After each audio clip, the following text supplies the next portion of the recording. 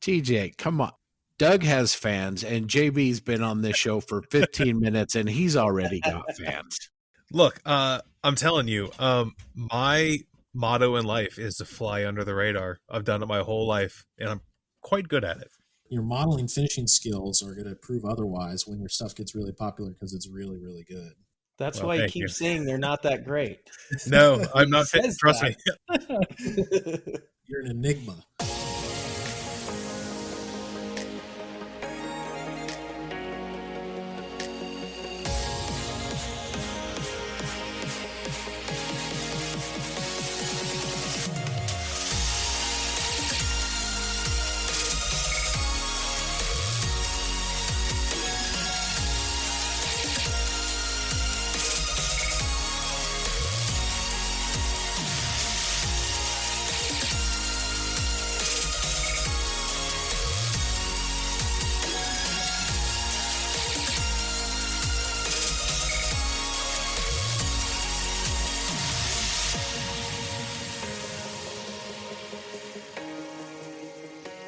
Welcome, everybody, to episode 13 of the Triple P.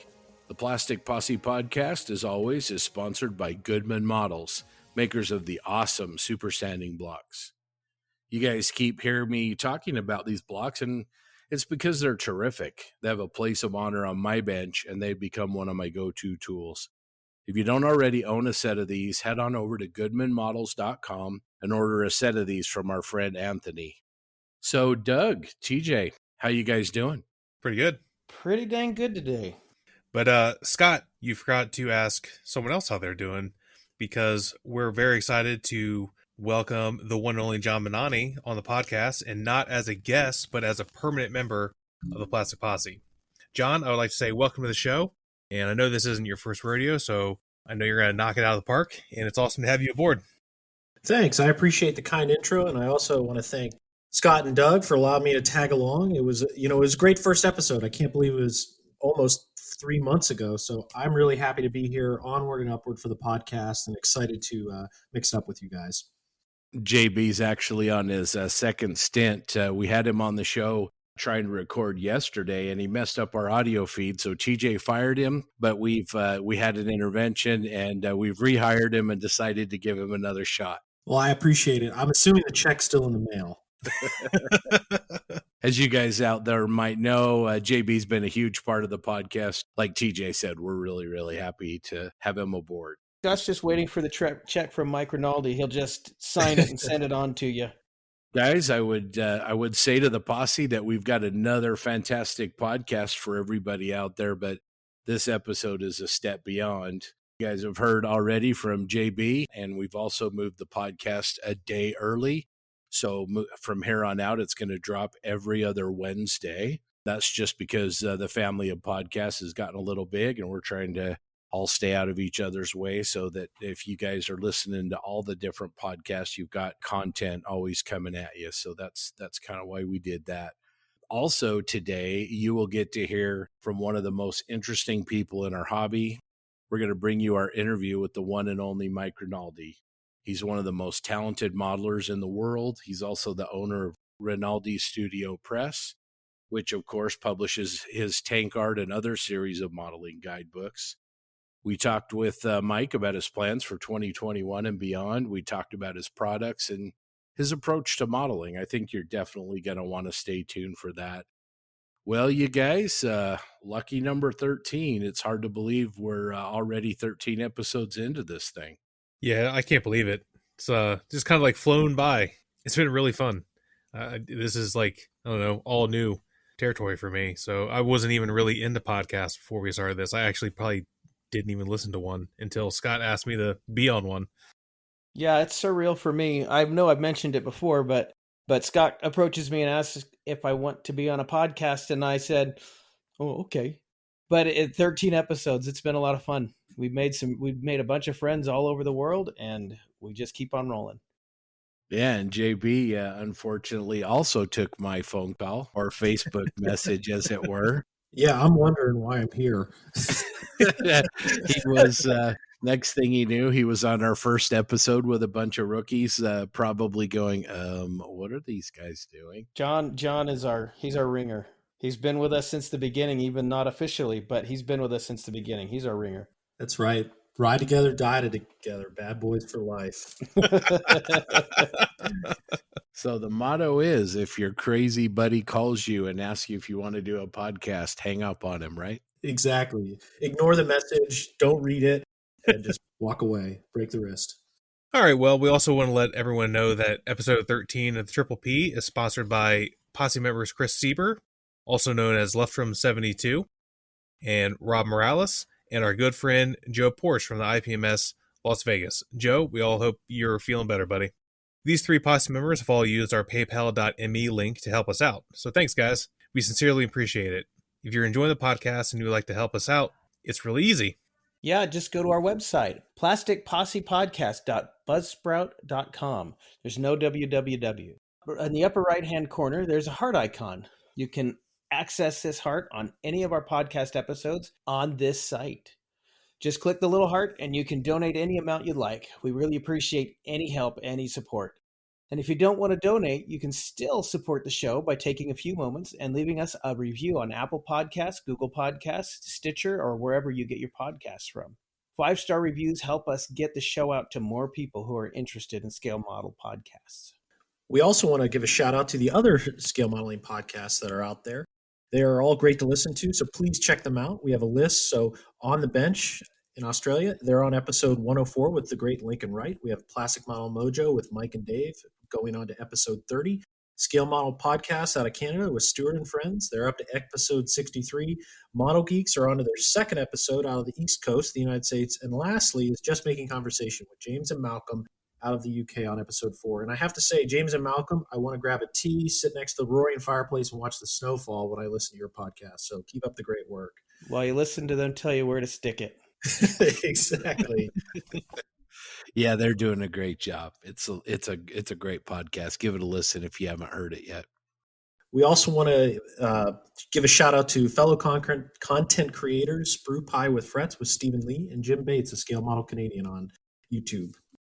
Yeah, those are really good blogs and vlogs. Jim, I was actually talking to Jim last night, and he should have a new vlog out for the Scale Canadian TV anytime now. Stephen Lee, he's a great writer, and he's prolific. I think just in the last 2 or 3 days, he's had a couple of really, really good blogs that he's posted. Okay, for some news now, we already spoke about that podcast will be dropping every other Wednesday, so just to be aware of that. We also wanted to give a huge shout out to Hector Colon and the guys over at the Butch O'Hare IPMS chapter.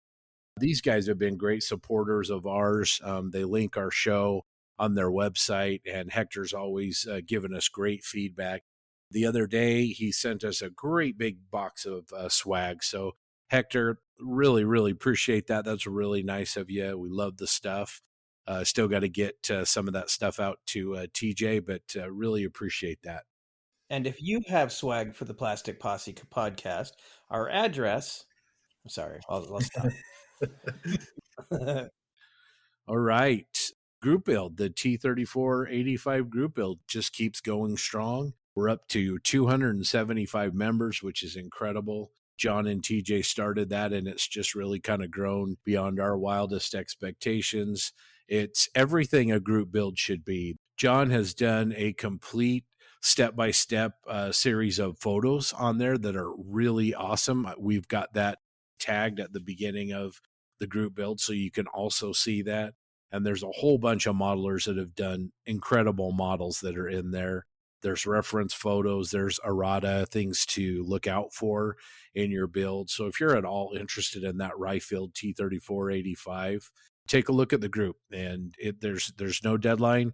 We're going to keep it rolling and until it's run its course. But anyway, it's a great build, so check that out. While we're talking about that, I mean, TJ, how's your kit coming along?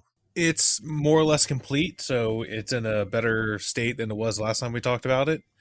When I think it was like just the lower half of the hull. I haven't done the tracks yet, but that's pretty much the main thing. And I think there's a couple small pieces of photo etch I got to do, and I got to figure out how many of the fuel drums I'm going to put on, because I do like empty fuel drum stands. It's that kind of thing I got. But yeah, other than that, it's going pretty good. If I would actually like to get some primer on, if I could stop being distracted by all these other projects I have. My kit's finished as well. I actually have spent most of the weekend putting together a set of Frial tracks for it, and those have turned out really, really good. I started using the kit tracks, but we ended up agreeing to disagree, the kit and I, on the way that those fit. So probably user error, probably on me, but the Frials look really, really good. Doug, how's your kit coming along? I'd imagine with all the work you're doing in the basement, you probably got yours under a pile of sheetrock dust somewhere down there. Yep, in the corner of the basement. But hey, that's getting close. Getting close. I hope to have paint and doors in the room this week. So I'll drop the floors and I'll be ready to rock.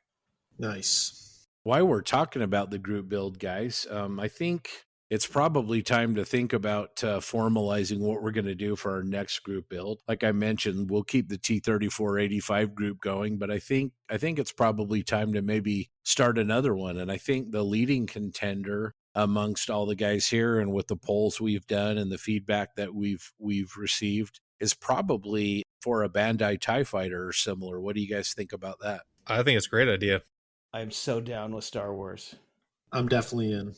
Well, I've threatened John, if he comes on the show as an initiation, right, that he's got to build a Star Wars kit of some kind, so maybe he could kill a couple birds with one stone. That sounds good. As long as you accept my armor techniques on it, I'm okay with that. So a little modulation, maybe some chip paint. So it might not be for the purists, but it'll get done. You know, they call it science fantasy, because it's not sci-fi, it's fantasy. And so do what you want and have fun. So I would say, if we're going to do a TIE fighter, maybe we should open it up to all, like, any TIE. So any of the TIE family, the TIE Interceptor, the TIE Fighter, the new TIEs, from the sequel trilogy, the funky TIE from Rogue One, the Striker. Yeah, the Striker. And then any scale, because most of the ones out there are 72nd scale, right? But there's a few hanging out, that are out there that are larger scale. I own one, so I would like to build that one. So we're talking any brand too. Yeah, I would say, especially with the issues that people have been having getting Bandai kits. I mean, I'm sure a lot of people are like myself and have a gigantic stack of them, but not everyone does. So if you can get some of the other ties, like the fine molds ones, which are fantastic, by the way, they're awesome. Even the Revell ones, which Revell also reboxes some of the fine mold ones. Yeah, and kudos if you break out the AMT Ertl one. God bless you. Yeah, good luck. We're gonna be driving people away from the hobby. I think stamp collecting just got a big boost in certain corners of the world here. I will be doing the fine molds TIE Interceptor. I just dug that out of the stash, so I'm really excited. Man, the Interceptor is such a cool looking ship. What do they call them? The squints? I think that's what I think it was in the comic books. That's what the Rebel pilots nicknamed them, because they look like, like squinty eyes. So I got the curved wings. Yeah, they're cool. I love Interceptors.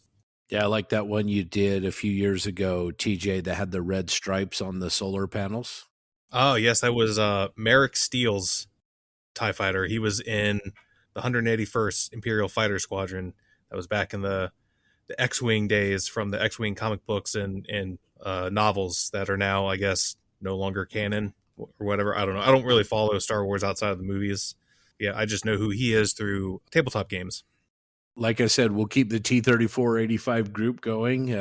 TJ and I still have to finish our entries there, but over the next couple of weeks, check out our Facebook page and we'll open that new TIE Fighter group build up. I think that'll be a lot of fun. Doug, it looks like we've got a mountain of feedback after episode 12. This bag is bulging at the seams. Thanks, guys. Let me say right up front, we are so grateful for all the feedback and all the communications. We get so much, and we may miss a few here and there, but we sure try to get back to everybody. So thanks again. Starting off, cheers from Australia, from Jamie. He says, a well-done roundtable episode. Good learnings I picked up. the learning efforts to find the right balance between every detail and being content with a build that ticks all your own boxes, and also how much social media has allowed all of us to pick up and apply different skills and techniques from modelers all over the world. You're really building a solid, informative, and friendly podcast that adds to the podcast landscape we enjoy. Cool. Rick Baker. Hi, guys.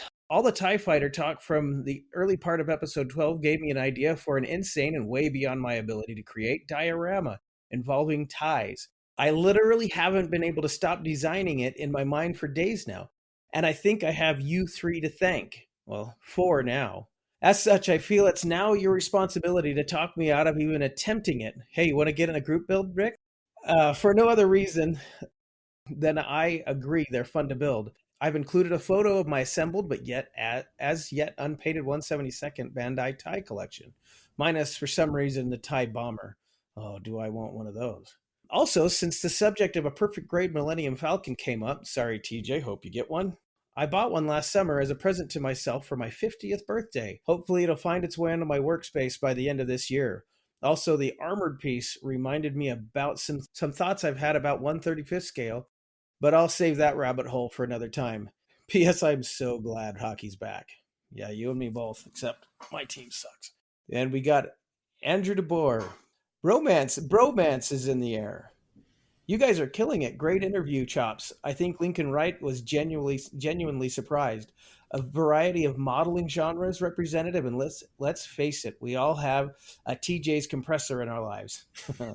Good stuff. Thanks, Andrew.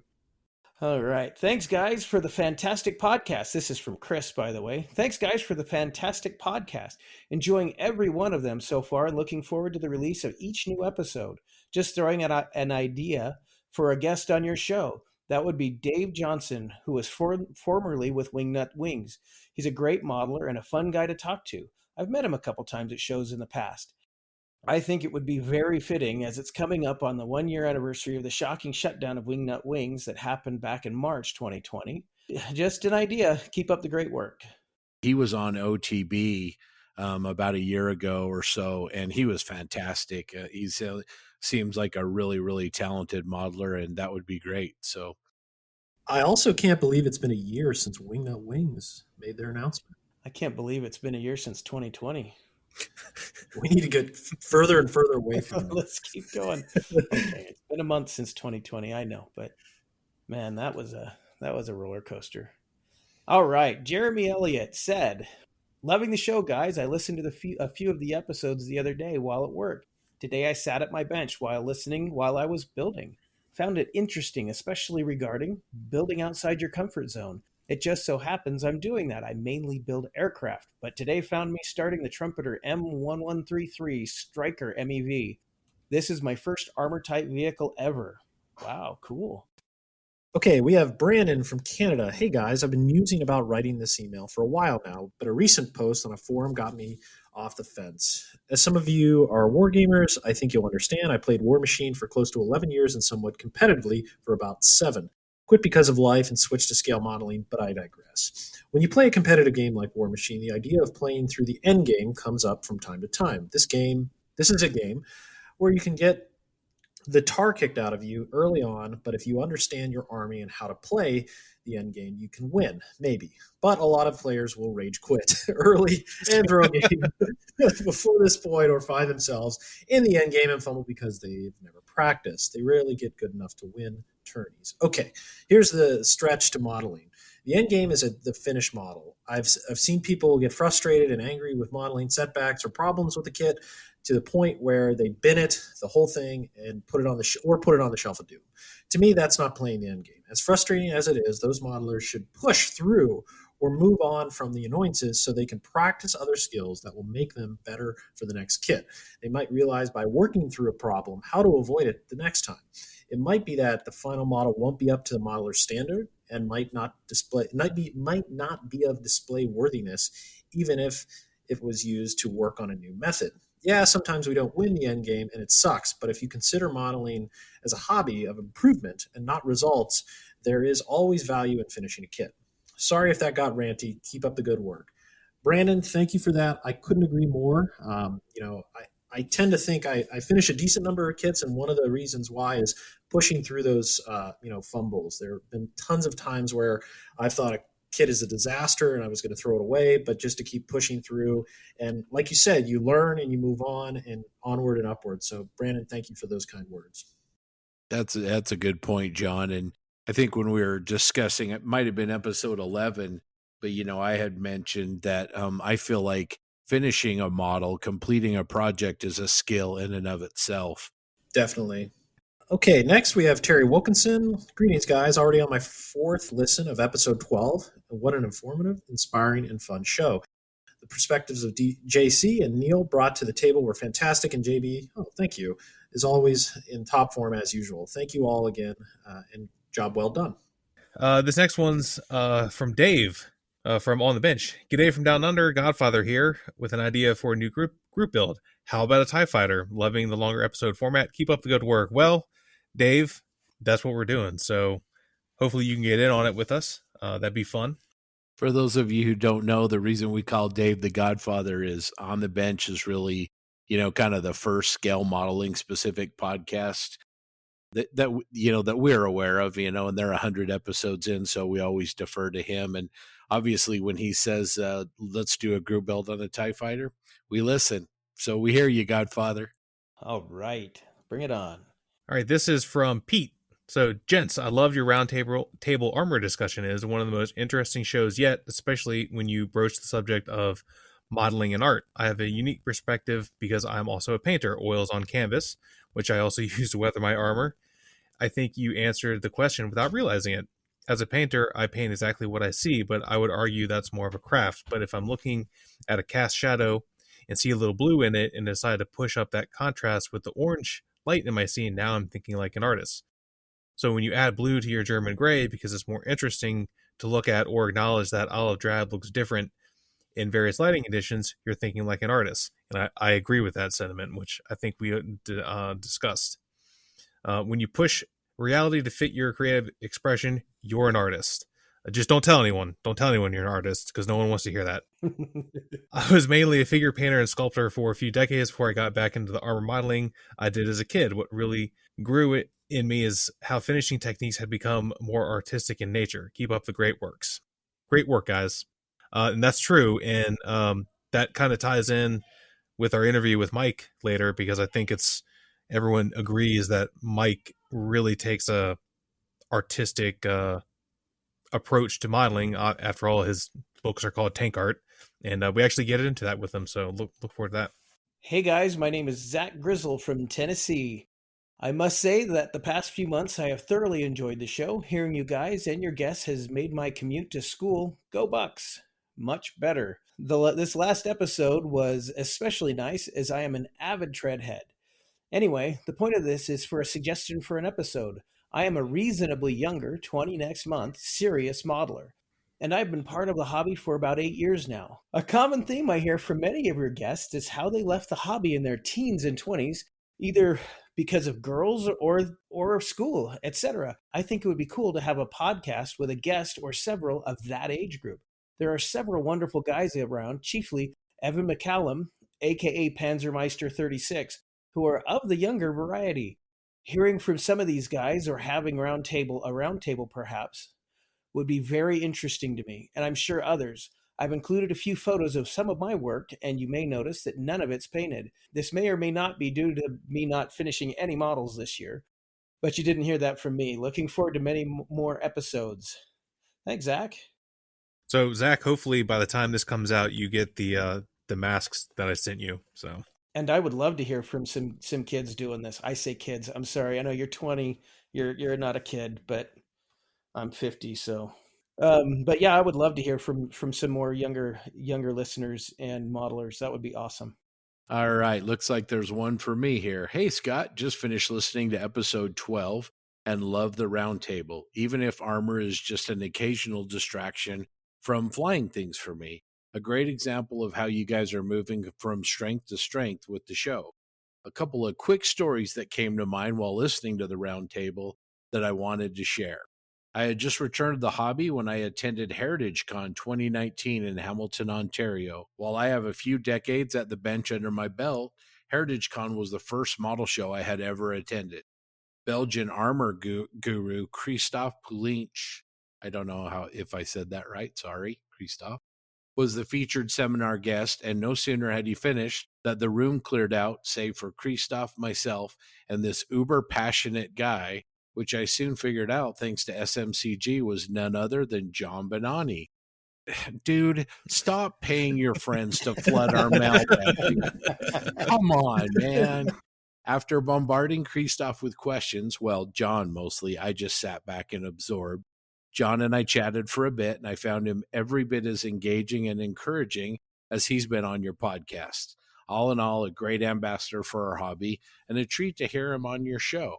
I was also jazzed to hear John mention Hornet Hobbies during the roundtable. If I could give a hobby shop shout out, it would be to Dave Brown and his smaller shop that punched well above its weight.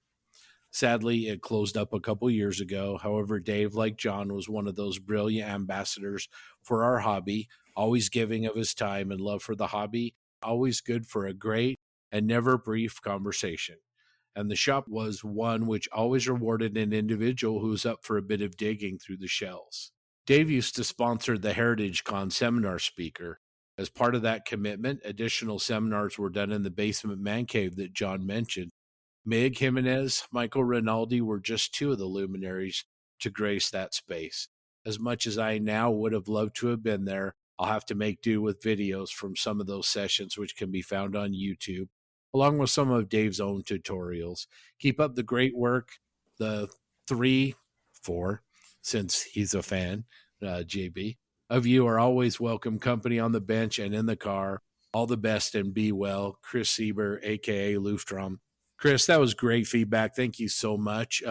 John, give you a shout out here, but I also wanted to mention thank you so much for supporting the posse, both with your feedback and also your donation. Really, really appreciate it. Yeah, thanks, Chris. That was a really great story, and I do remember meeting you at Heritage Con. So it's really awesome to see this all come around. And as you mentioned, I want to hit on what Chris said about the man cave and Dave's basement and some of those luminaires in the hobby. I believe those videos are on YouTube and they go under Garage Studio Modeling, I believe. I can post the link on our site, but it's really great. There's not only Mike, but Mig, there's Adam Wilder, and some of the other titans of the hobby, and it's really, really conversational, and it's great to put on in the background while you're building at the bench. Henrik Palmberg, first episode I've listened to, and it was so good. Looking forward to listening to the back episodes. Keep up the good work. Thank you, Henrik. Robert Lara, I got to say I was really disappointed with this recent podcast. All that roundtable discussion goodness and just not enough time. I really could have listened to that discussion all day. By far your best episode yet. It was a great subject. Great listening to the participants discuss the hobby, both specific to armor and in general. It was entertaining and very informative. Looking forward to future roundtable discussions. And so are we. We've been discussing what's next, whether we're going to talk Star Wars, we're going to talk sci-fi, maybe just general sci-fi, or go on to aircraft. It's coming up. Ian McCauley. Hi, guys. Another great episode. Being an armor guy, I really enjoyed the roundtable discussion. It was terrific. Didn't want it to end. Interesting to hear how many of the guys swap out the tracks. I do on occasion, but I usually use what's in the box unless they're horrendous. I often buy resin figures to go with my kits and often change out the kit rubber tires with resin replacements. As Doug mentioned, keep the feedback coming. We love to hear from you guys. You can leave that feedback on our Plastic Posse Facebook page, or if email is more your thing, you can send that to plasticpossepodcast@gmail.com. All right, Doug. Well, thank you. That was a lot of feedback. How are things over in your neck of the woods? Do you have any digressions to share with the posse? I just have a shout out. And this is not a modeler. He'll never hear this, but my brother-in-law, Robert, received his anchors this week. He is a chief petty officer in the United States Navy. Oh, that's fantastic. Well Well, done. congratulations, Rob. We're all big fans of Night Shift here. Just published a video of weathering on his new BMR project that he's doing.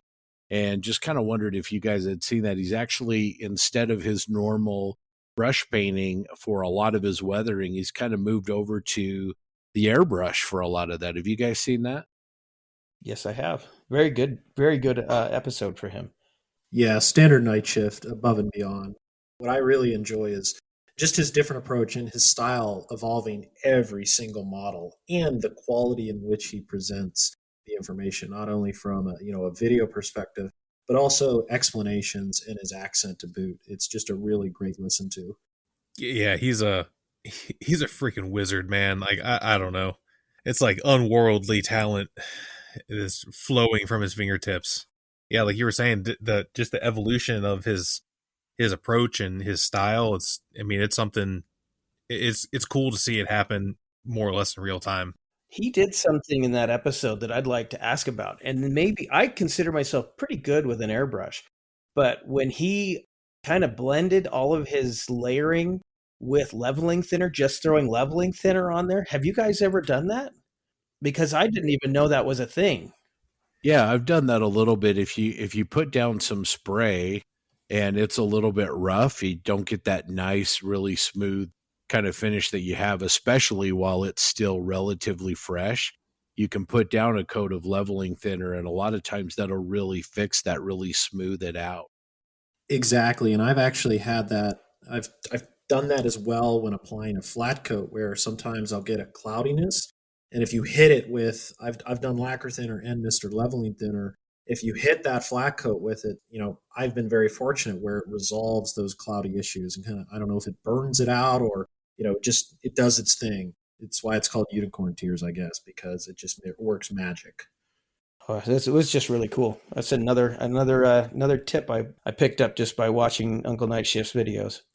The video's only a little over 16 minutes long, but I've watched it several times. It's just really, really fascinating to watch, as like we've been saying, how his style has evolved. What about other social media content creators? What have you guys been kind of looking at or watching that you think are pretty interesting? Anything new? Yeah, I'll start.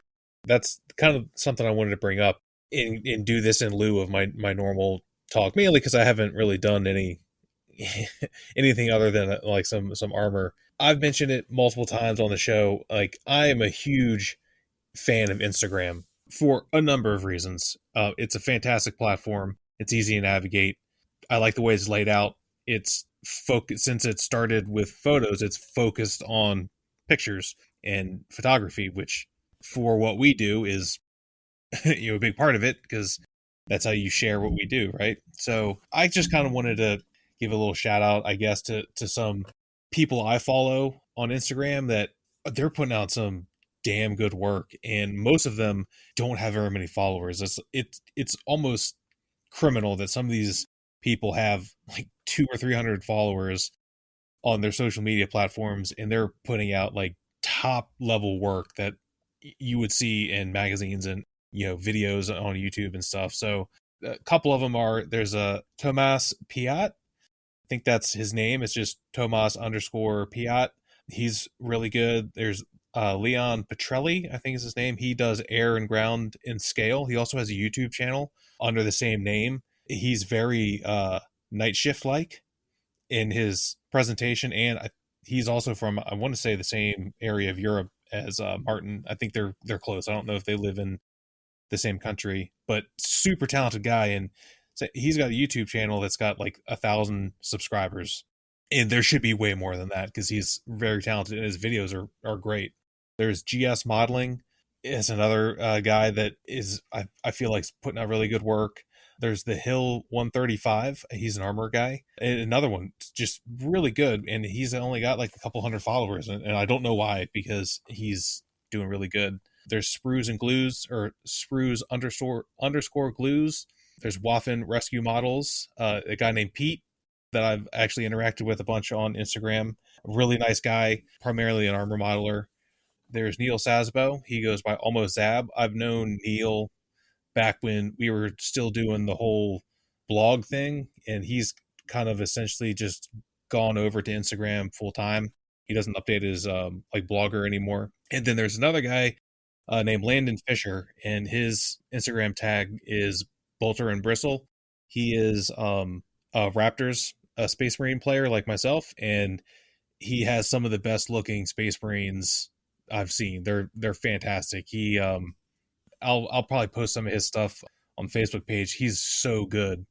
And he's actually, I think, getting ready to do his first airplane. He's doing a Spitfire, I think, for his dad. But he's got a really good Instagram profile, and I've talked to him outside of Instagram on Facebook, and we were in a group together. But yeah, I just wanted to give these guys a little shout out, and hopefully, if you're in Instagram, you can. I'll link all these guys to our Facebook page, and go check them out and see what they're doing, because I think they're underappreciated. John, you generate a lot of creative content through your JB Closet Modeler page on Facebook. What kind of content do you like to consume? So that's an interesting question, and I like this segment because TJ is really focused on Instagram, and I'm not there that much. I'm a cursory observer, but I don't post there that much. I'm mainly on Facebook, and the guys that I'm following, and I like Facebook only a little bit more because it has the album feature and a better way to track certain updates. But all platforms are great, and two guys that I really love their work, and they have pages that could use more followers because it's just stellar work. Both of them, coincidentally, armor modelers. One is, the name of the page is Fuzzy Foreigner Models. It's a gentleman, Greg, out of the Pacific Northwest. He's doing fantastic work, does allied and axis subjects. Just a great modeler, really nice guy to chat with. He's doing solid content, and he goes through some of the techniques he uses, and it really is just pushing the limit, I think, on some of his finishing techniques as well. And his building skills are awesome. And the other gentleman I'd like to plug is SD Scale Modelers, Sam Dwyer out of Australia. He's been around the community a really long time. But his page on Facebook could certainly use more followers, because his stuff is next level as well, not only from a finishing standpoint, but from a historical standpoint as well. He really goes into the minutia when creating Panther tanks or some of that German armor, and even modern stuff as well. His Australian Abrams is probably one of the best I've ever seen. And what's interesting, he uses a lot of acrylic paints in his finishing methods, which I've tried to master, and he's just pushing the envelope in that regard. So I'd like to just throw those two pages out, and I'll link them to our page as well, just so everyone can follow along, because they're two great creators.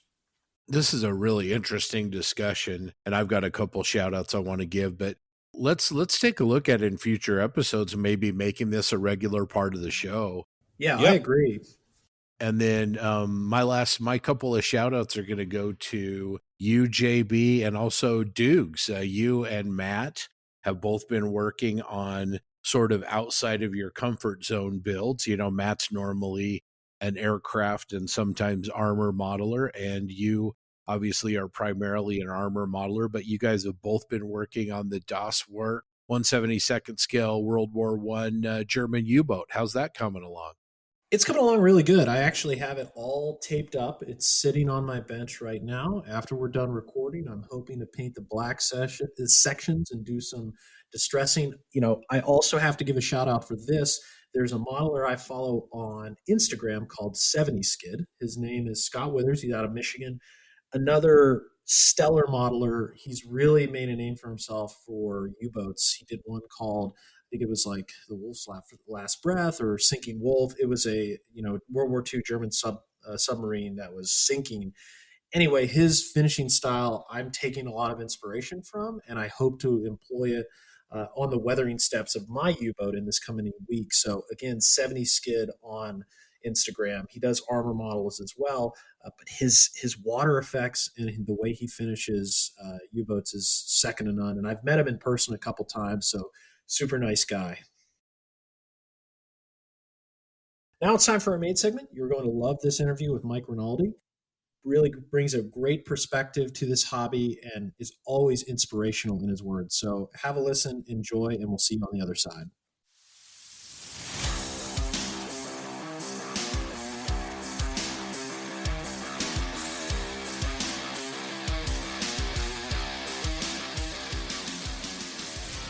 Welcome to another Plastic Posse podcast interview.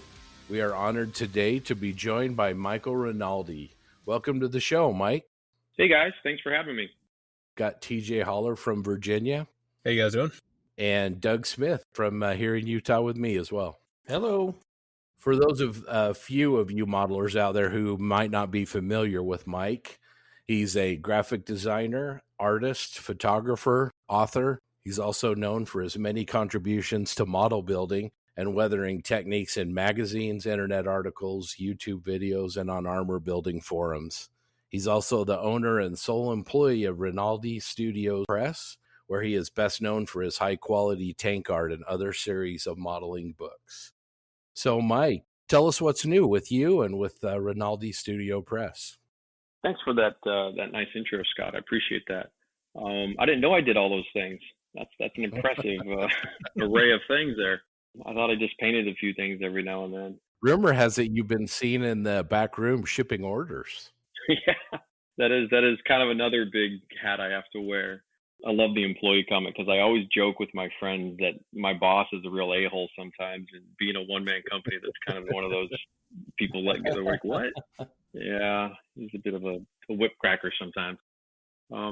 Things good. It's 2021. It's a new year, and we've just had a recent printing of a book arrive right before Christmas that we've been trying to get out in this kind of interesting planet Earth right now. The shipping conversation with COVID is a really layered one, if people aren't familiar, but we're a global company in terms of who our customer base is. It's about 60% international, about 40% here in the U.S.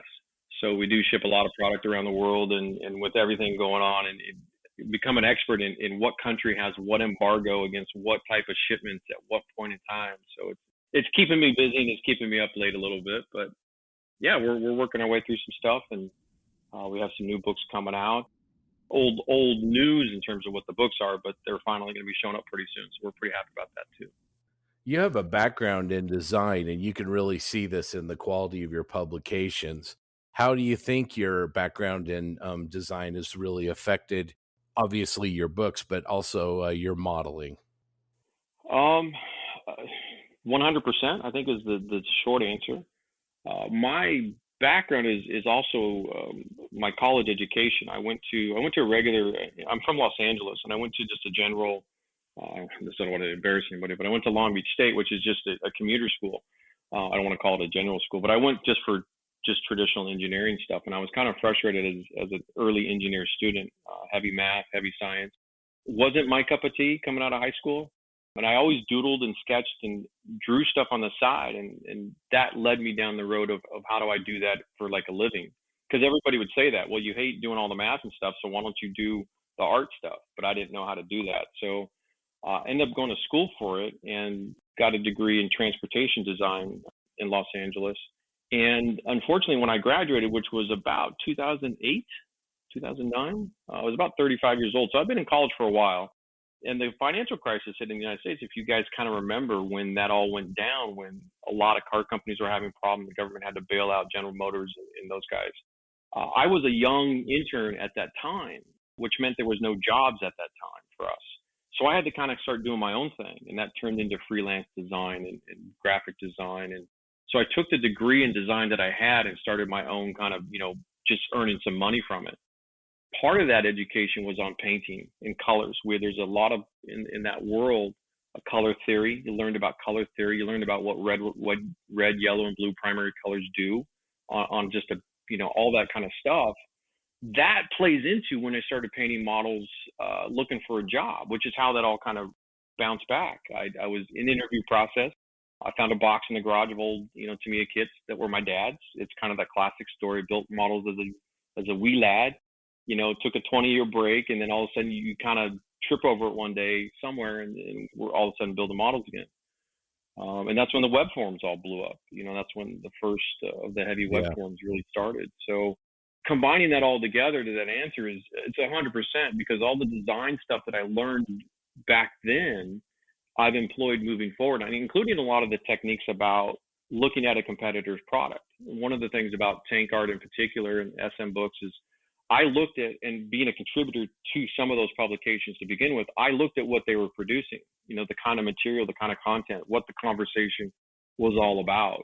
And that to me was what led to how the tank art book in particular, that's what I started with, like the conversation inside of those books, what that was about, why the photography is why it is, because I got tired of looking at magazines and books from other people where the photos are too small, or the photo didn't tell you anything, or it was just, you can't discern literally what the author's trying to convey.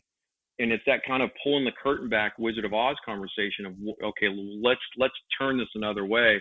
All that comes from my design education. All that comes from working at a car company and looking at competitor A and going, well, we're going to make a competing model car to that. How do you do that? And you start analyzing the strengths and weaknesses of all your competitors. So that's how that all started, really. And it does come directly from the design education. I'm glad you brought up that point, because aside from the content, which obviously is terrific, your publications themselves as products are very high quality, and they've got some pretty revolutionary features, very high quality paper and printing, the lay flat binding, and the layout that's designed to actually be used at the workbench. So, I mean, do you feel that the quality of your books is something that sets them apart in the same way that your content does, or maybe even to a greater degree? It almost sounds like bragging, because I hate to talk about myself like this and what we're trying to do, but yeah, the format size, I chopped 2 inches off the top of it, because when it's laying on a bench in 8.5 by 11 American size format, it's a big piece of landscape that takes up a lot of space on a hobby bench. So by shortening up a little bit, we're able to save some room, and it is a little bit easier to deal with, I've noticed, where an A4 or an 8.5 by 11 format's a bit cumbersome sometimes.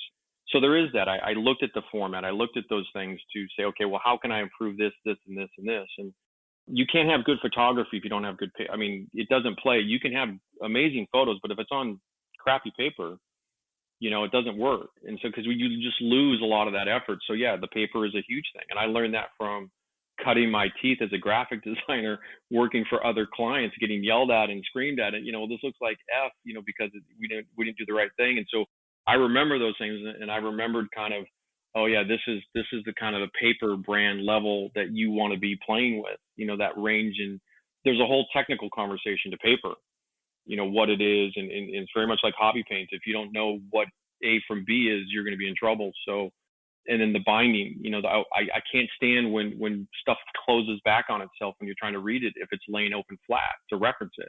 So I put in the lay flat binding so that it stays open. Yeah, those are all done because I was a model builder reading other companies' products, going on, how could we fix this? How could we do better here? And we explored many formats. I tried, looking at different things and did some prototyping with different companies to see what worked for us. And that was ultimately what came out of the Tank Art books. Yeah, I would agree with that. I mean, I think that's something that, when you're looking at the beautiful photos, it's probably easy maybe to take those features for granted, but they're very, very important as to how the book is used, how it holds up over time, how it stays in your collection from project to project, that kind of thing. I do want to have a contest down the road where the most weathered, well-worn Tank Art book is on display, and I'll give somebody something for that, because I kind of want to do that. You know what I mean? I want to see somebody really give it a run. I don't want them on the shelf being pristine and never read it. And some guys are like that. They're super white glove about it. They're like, oh man, I can't. I'm like, no, that's the opposite. You get in there and get it dirty. Take it with you everywhere. See how it does hold up. Yeah. Well, can you blame them though? Because I mean, those books are beautiful. So I don't blame people for not wanting to damage their books. Yeah, I know. I do. I crack up because I'm like, oh, this is. And we use, for example, like the paper for the cover paper is a matte lamination. It's the process that gives that kind of velvety textural quality to it. I had to learn what that was, and I was using a different process, a different aqueous coating process, which was I used a matte version on the early gray cover books, the first 2 editions from 2012 and 2013 of Tank Art 1 and 2. And I didn't like it, and so I switched it. But that matte lamination is a little delicate because it does scuff. It does take stains like carpet does. Like, it's hard to get something out if you stain it. So it's not as durable in that regard. But at the same time, I try to just present it as I try to find stuff that I was liking. Okay, like I would see somebody else's product, and it didn't have to be scale modeling at all. I saw a book or saw whatever, and I'm like, I love this, and I'd try to figure out how to do that, how to make that, how do you get that produced. That's its own little conversation too, by the way. There's a lot of those little things. Like, I had to learn what the binding process was and what makes a lay flat binding in a soft cover book, like what that actually is. And if you guys have them and you open them, it's hard to see because it's a translucent material, but there's a gauzing. What they do is they glue all the paper together and they do all the trimming and stuff in the binding section. and then there's a thin piece of gauze. It's a transparent gauze that goes against that glue. It dries against that, and it doesn't dry against the spine of the cover, allowing them to separate when you fold them out flat, so that you can see the gap physically behind the pages in the spine, and that's what allows it to stay open like that. So yeah, I had to learn some of that stuff. I just love I like them all, but Tank Art too. I've used it so many times. I actually had to have my wife take your binding apart and spiral bound it.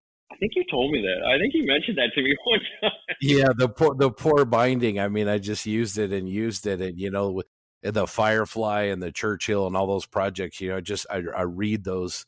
I've read those articles and looked at those pictures so many times. The poor binding didn't stand a chance. I explored spiral binding, actually. There's a few different kinds of spiral bind type products you can purchase from printers. And some encase them in a cover where you open it up and there's like a spiral bind inside of it. They get pretty expensive, unfortunately, and they're a little bit on the heavier side too with the metal, and you have some other issues with shipping and moving them around the world a little bit. So I backed off of that because I thought about it. I'm like, oh, that's kind of the best of both worlds, but it just wasn't really feasible with what I'm trying to do on a volume scale per se. So yeah, totally get that. Well, one other kind of feature question, I guess not really feature, but another thing for me that sets Tank Art and some of your other books apart from other books in this genre is that you don't just focus on the photos, the models themselves. You really get into the why as much or more as you get into the how. Something that Will Pattison, when he was on our show, we were kind of talking about that a little bit, how in your books you really get into philosophy and the approach as much as use this paint or use this color. How important do you feel that is as part of the mix of these books? I'd actually this conversation I've had quite a few times over the years before I started the company, even just on the web forums or being a contributor to other publications. It's always that conversation about what you're doing. Like, hey, and if we're all just kind of shooting shit around the bar, and this is kind of how it developed, there's always those conversations at the shows where the best part of every show is hanging out with the buddies or meeting new modelers, and you're just kind of talking about what you're doing. But there's always somebody going, hey, how'd you do this? How'd you do this? And how'd you do this? And in that vernacular of kind of going back to the art school stuff, I learned, and art school is a very competitive environment in and of itself because there's egos involved. And when you put something on a table, whether it's a scale model or a design or something, ABC, whatever it is, there's a competitive aspect and an ego aspect that it's involved in. A lot of guys, people, I don't want to say it's not all guys, but most of us, we don't tell you everything we're doing. There's always a little bit of a trick or something up our sleeve. We're just we hold it back a little bit. Some guys don't want to tell you anything. Some guys are total, jerks about it. And they're like, good luck.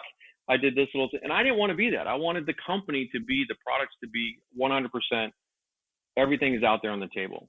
So everything I'm doing, I'm telling you how I'm doing it. And it developed into the how and the why is kind of the basic format to discuss things in, because I wanted to express to everybody, if I'm doing something and it's green, well, why is it that shade of green? Why is it not this shade of green? Or why is it this paint? And we're talking about like shades of olive drab. We're talking about shades of, German armor colors. Like we're starting to rivet count colors, and that conversation of just getting that on paper so you guys could absorb it and then make your own decisions from that is what I was trying to achieve with that conversation, and the why and the how. And that's really the cornerstone. If I follow that format, it's pretty simple for me. All you got to do is just tell them what you're doing, and be honest about it. And that's really what the heart of that part of it comes. Because if you read a lot of magazines, and I did for years, guys don't tell you anything. They literally don't tell you anything. And because I don't need to know what brush you're using, or, if you use brand A paint in this color, that's not telling me a whole lot, to be truthful about stuff. Yeah. Why is it that one? Is there a reason you following this chemical brand or this type of chemical?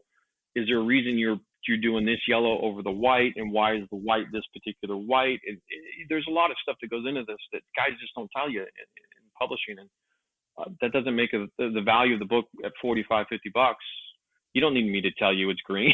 You know what I mean? That's what the photos are for. So exactly. That's really the heart of it. It really is getting to that core of what it is we're trying to achieve. These are questions that we've kind of kicked around, and we are curious. What new books are you looking at for 2021? To start the conversation in 2021 is to get the old books from 2018 forward produced that I've got announced on the website that have been the pre-orders, and they're a bit of a sticking point. Scott and I talked about this a little bit, just giving a rundown. And I put out a newsletter recently from the company, and a lot of people prior to this are pre-order customers. So there's the books on the website, SM4, 5, and 6, the technique guide books that I'm going to be developing that are coming out, and then the reprint of the Tank Art series that are still due to come out. That's the first part of 2021. I spent most of 2020 from March, I would say realistically, through September, finding a new supplier for the company. We went through from late 2017 through 2019, right before COVID, literally the Thursday before it all hit in the United States, about March 8th. I've been trying to work in Asia and trying to expand the company's product portfolio through working with companies in Asia because they give a good price, of course. And that's kind of the direction I was taking things. And that didn't work out. So I switched directions in 2020. And I did find a new supplier. They're in Europe. I mentioned to Scott in our previous conversation that and those of you that will start seeing the book in person, the printing from Tank Art 4 is probably the reprint that just happened is probably the best technical printing, that I've had to date since 2012. So the Tank Art foot printing for that book, the quality, everything, the technical specs about that book, the photography, everything, how it all came out in Tank Art 4 second edition is as good as I've ever seen it. So we're really happy with our supplier right now, which means SM4, Tank Art 2 reprint, and that Tank Art 2 reprint, to Scott's comments earlier, is almost a whole new book. It's heavily updated. It's the most heavily updated of all of them, and it's because it's the oldest remaining, and it has to be brought up to the same specs of all the other books. So it has a lot of updates and kind of just refreshing some conversations. Oh man, my banking hates you.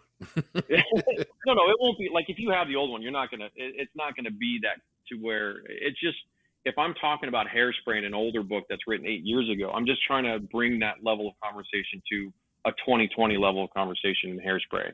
That kind of an idea. I'm not trying to like put in new work. Like there's no, like I'm not taking the Firefly out or the Persian or anything like that's not coming out or anything like that. It's just, you might have a few more photos for those. The conversation will probably be freshened up and cleaned up and grammatically better, superior, if you will. Okay. But from that conversation forward, which is just getting all that done and getting everything done, and then moving forward, you're probably going to start seeing aircraft finally. I know a lot of guys have been chomping at the bit for that. You'll see more science fiction, fantasy, sci-fi subjects heavily favored. There'll be some more armor. Yeah, there'll be a continuation of armor in general, but then there'll also be a large part will be civilian part as well coming in terms of what's coming. And I'd like to say the date. I love to give dates. I've realized every time I give a date, it's always wrong. So we're looking at the second half of 2021 of new material in terms of what's not been shown on the website yet or pre-ordered available. Very cool. You did hit on something we were going to ask you about, and that is the science fiction subjects that a lot of people, we do talk about science fiction a lot on this show. Any Star Wars in there? Any Star Wars we can expect? Oh yeah, of course. The Bandai stuff is revolutionary. Bandai is there's a podcast you can have just about model companies, and if you're going to have that conversation, if those people in the other genres don't know what Bandai do and how they do it, Bandai, there's the Tamiya conversation, which I embolden as that's a fantastic company and probably sometimes second best to Bandai. Bandai and Tamiya, they do it the right way. And Bandai in particular does some very special things that if you've never built one of their higher end kits, whether it's a Star Wars or it's a Gundam, they do some stuff. They do some things. And it's an impressive amount of engineering, and I fully support everything they do, even when they don't do it right or the best that they can. They're fantastic. Even their shitty kits are great. It's kind of funny, though. Yeah. They don't make a bad kit. They don't have, and I've been building Bandai kits for about 18 months straight now. My hands are pretty deep into Bandai right now. I haven't come across a set of instructions where one step is wrong, where one part is misnumbered, where one thing is not how it should. They're so detailed down the road.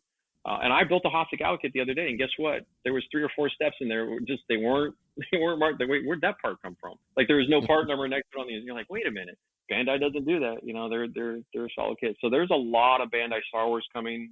They're going to be heavily favored, I would say, because the Revell stuff to me was a little bit more geared for that first time modeler concept. So probably won't touch on Revell Star Wars kits too much. I don't really have anything in the queue for that, but there's a lot of Bandai. I've got 2 books worth of, put it to you this way, if you want a teaser, I've got 2 books worth of Bandai kits built ready to paint.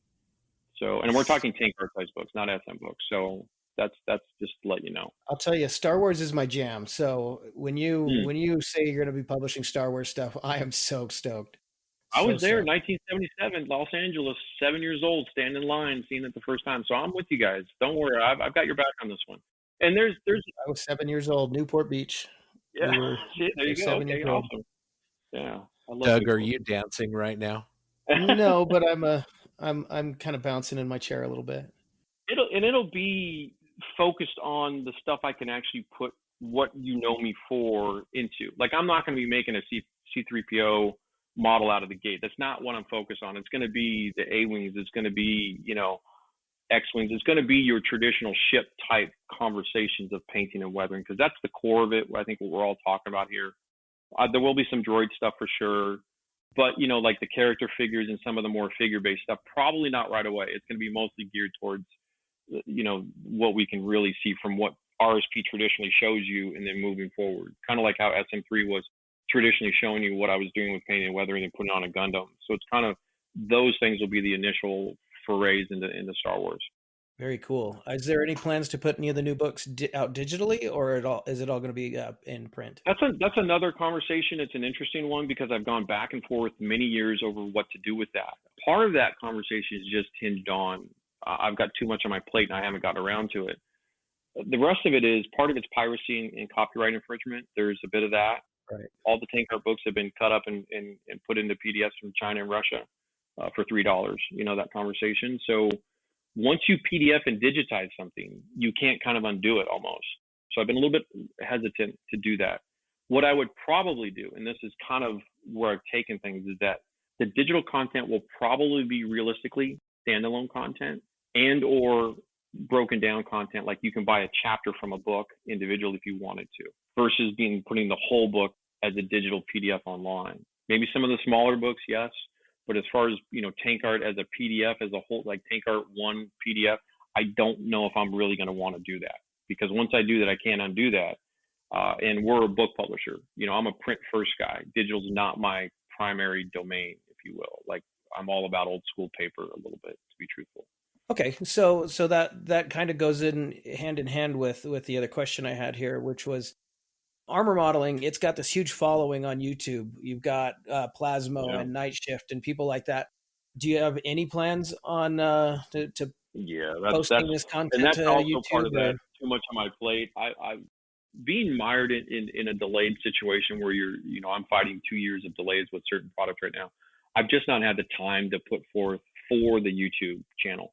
And the reason is, I just don't want to just sit at the desk and do something, even Mig's doing that. Like, I don't think I think I need to do something a little bit more specific. And it kind of plays into everything Rinaldi Studio Press is about. Is like, the tank art books are specific and they're designed a certain way. I think I really want to. I'm going to try to, and I'll probably fail, because I think the video editing world is a whole another cup of tea. Right. Another hat to wear. How do I want to play this up? What do I want to do? Like, for example, Adam Wilder, we all know him. He did the wonderful KB1 series where he broke it down. I think it's 24 parts or whatever it was on one model, breaking it down and just the whole thing, A to Z. Do you do it that way? Do I show you behind the scenes stuff? Do I do a mix of things? There's a ton of conversation about that in my head, about what to do on the video side of life for RSP. And / Michael Rinaldi and whatever. And I've even got a whole potential new brand coming if I go down that road. I've investigated logos and doing some other stuff where maybe I expand this out in kind of a different point of view, so to speak. Because there's a lot of ways to do this. I am friends with the people at tested.com, Adam Savage and those guys. Like, I kind of pay attention to what they do and how they treat the hobby in terms of this.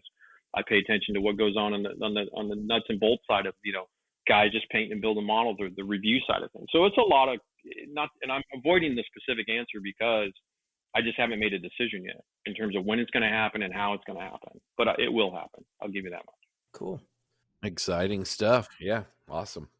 I would say realistically to that answer also, I would say, like, you're probably going to see from me, grab the book, guys, turn to page 56 of whatever, and I'm going to video that for you is what I'll probably do, and do a replication. I think that'll be a way to use video. An easy way is to bolster the print content so that you got the book as a customer, and I keep my core as a business model. I keep my core customer base happy, and maybe there's Patreon and some other stuff down the road too. But realistically, like the oil paint rendering, it's a great one, or hairspray. Like when I talk about how to hold the model arm's length and spray with the hairspray, videoing that for you guys to show you how to do that is, those are going to be real important videos. So there'll be a lot of that if that helps your answer a little bit. Oh, absolutely. So you've talked a little bit about sci-fi. You mentioned civilian stuff, civilian models, railroad models, anything like that? Absolutely. I've got a nice stash. And after being around a while, a lot of guys are like, hey, can you do that? You get a little bit of this, hey, would you mind building this model? Or what do you think of doing this?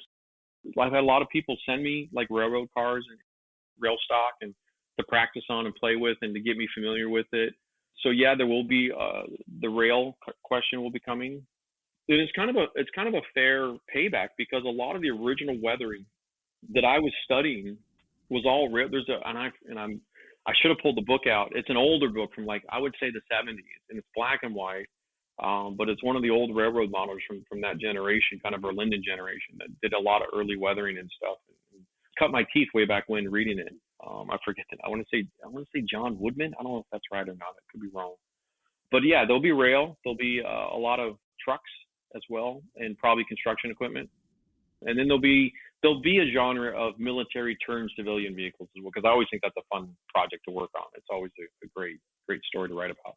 What about some of those classic Le Mans cars and racers that you're so fond of? Anything like that?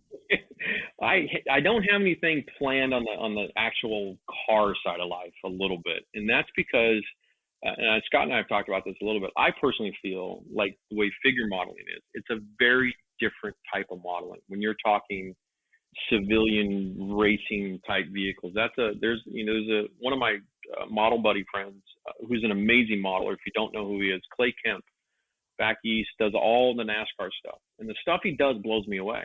I'm like, dude, I can't do that. You're crazy. I cannot touch. He'll solder up, frames for sprint cars, and he does a lot of scratch building, does a lot of metal work, turned aluminum rims, and wires up the engines, all those kind of things. I would love to. It's just way down the road for what I think is a company product I'm going to do personally.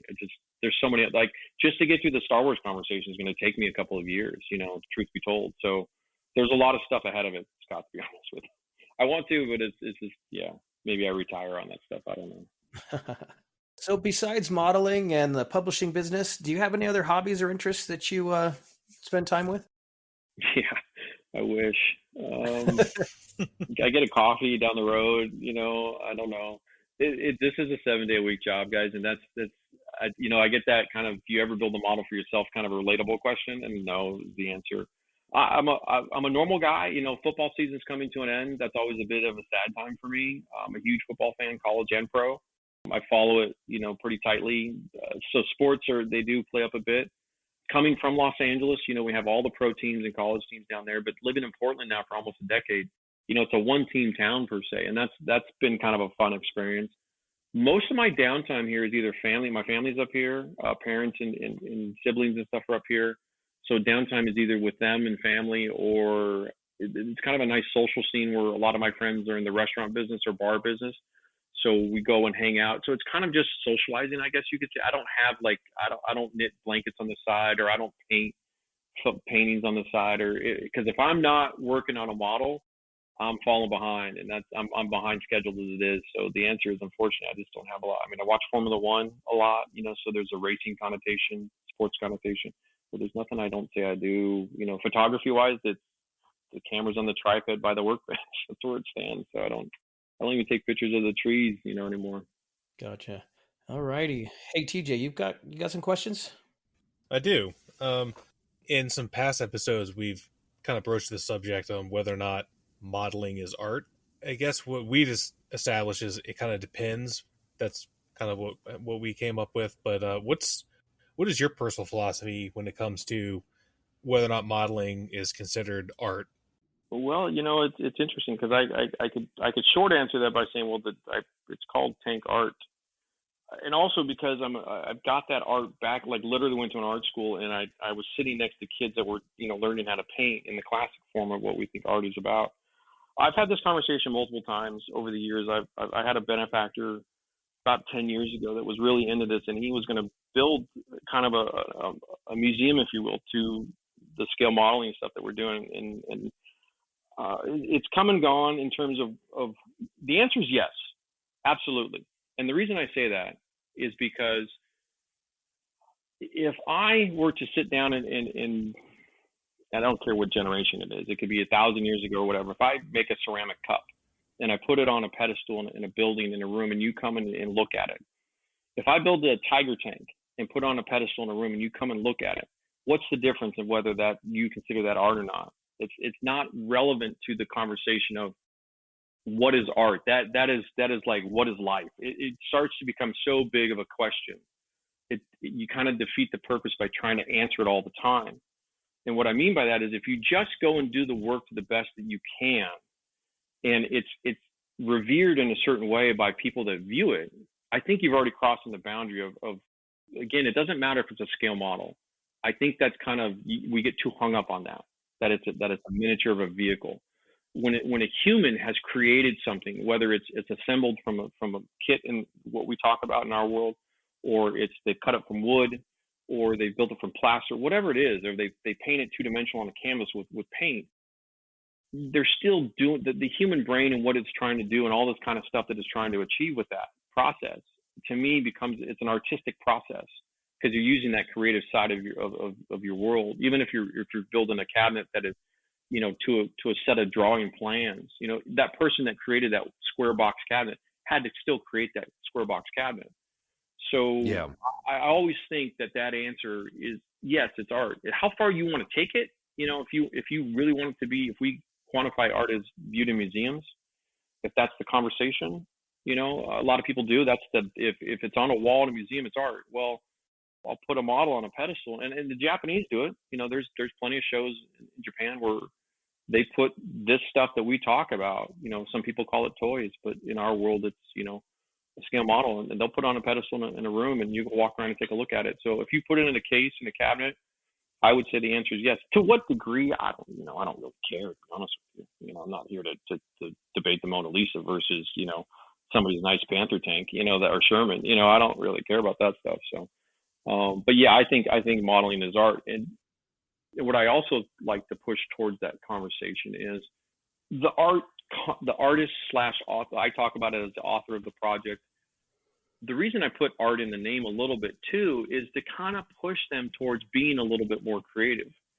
Sometimes a Sherman tank's pretty boring tank to look at. You have to be somewhat of an artist to push forward some creative elements into it to make the piece a little bit more interesting visually.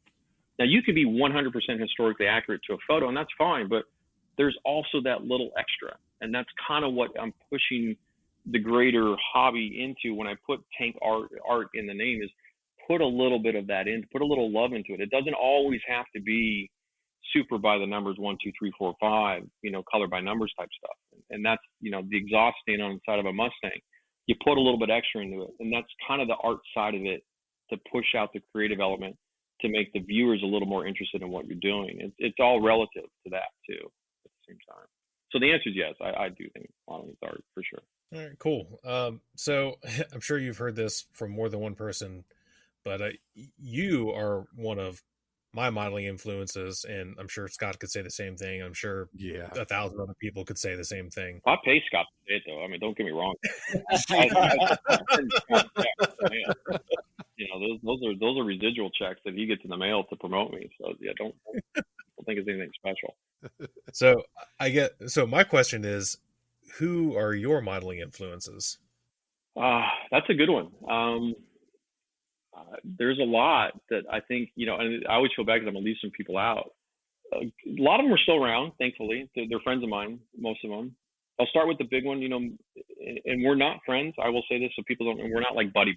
Like when we know each other, we'll shake hands and stuff, but like we barely, talk or anything like that. But Mig was always one of the first, because he was one of the most influential in the armor modeling world at the time. Mig and Adam are both what I would consider the initial showing me that this was out there. I returned to the scale model 20 years later, and I didn't even know you could do this kind of stuff. This was available. People were doing these kind of, it was Mig and Adam and kind of leading that charge. And then there's a lot of people in Europe. Mario Eanes is a really close friend of mine.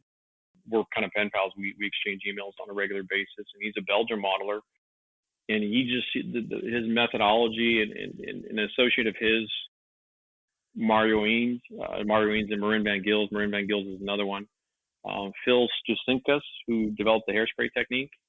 His original works, like his early stuff, or before he stopped making armor models. Phil's work is phenomenal. Like you're just like, what you just get out of here, dude. You just stop this stuff.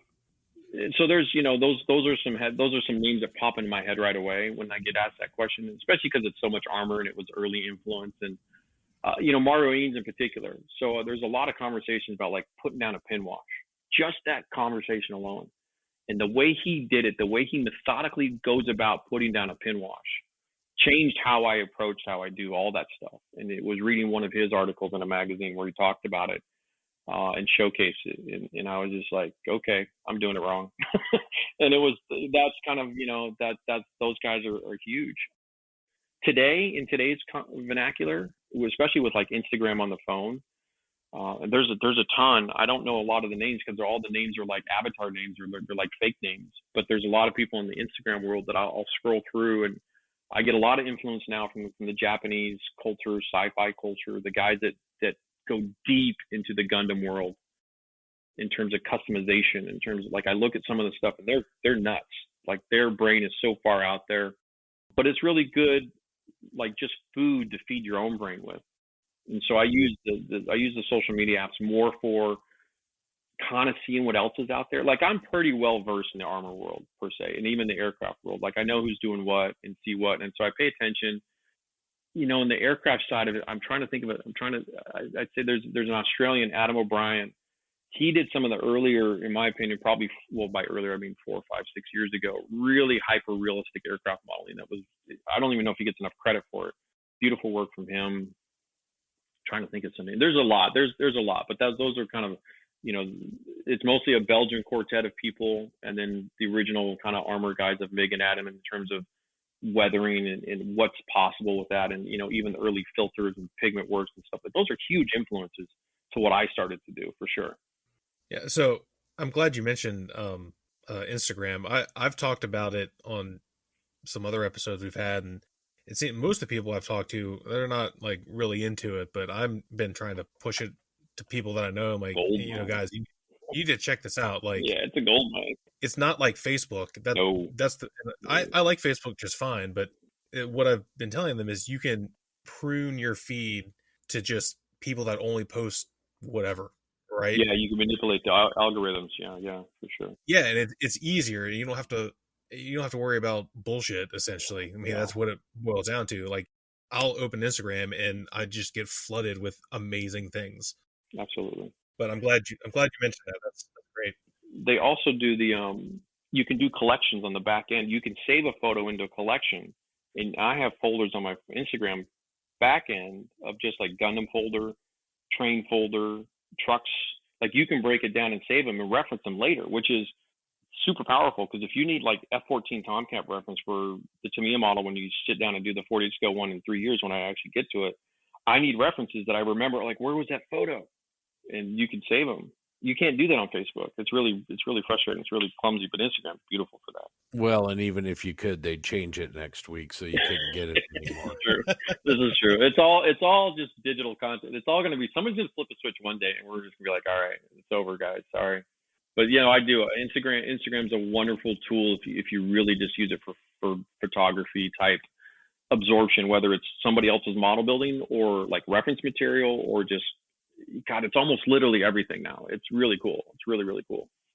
While we're outside of the box a little bit, are there modelers who are out of the genre, other subjects? Like, I don't know if you're familiar with Chuck Doan's work or on YouTube. Yeah. That's amazing. Luke Towan's work. Yeah, no, I've and like I said, a lot of the heavy names a lot of us are familiar with. I've come across at some point in time.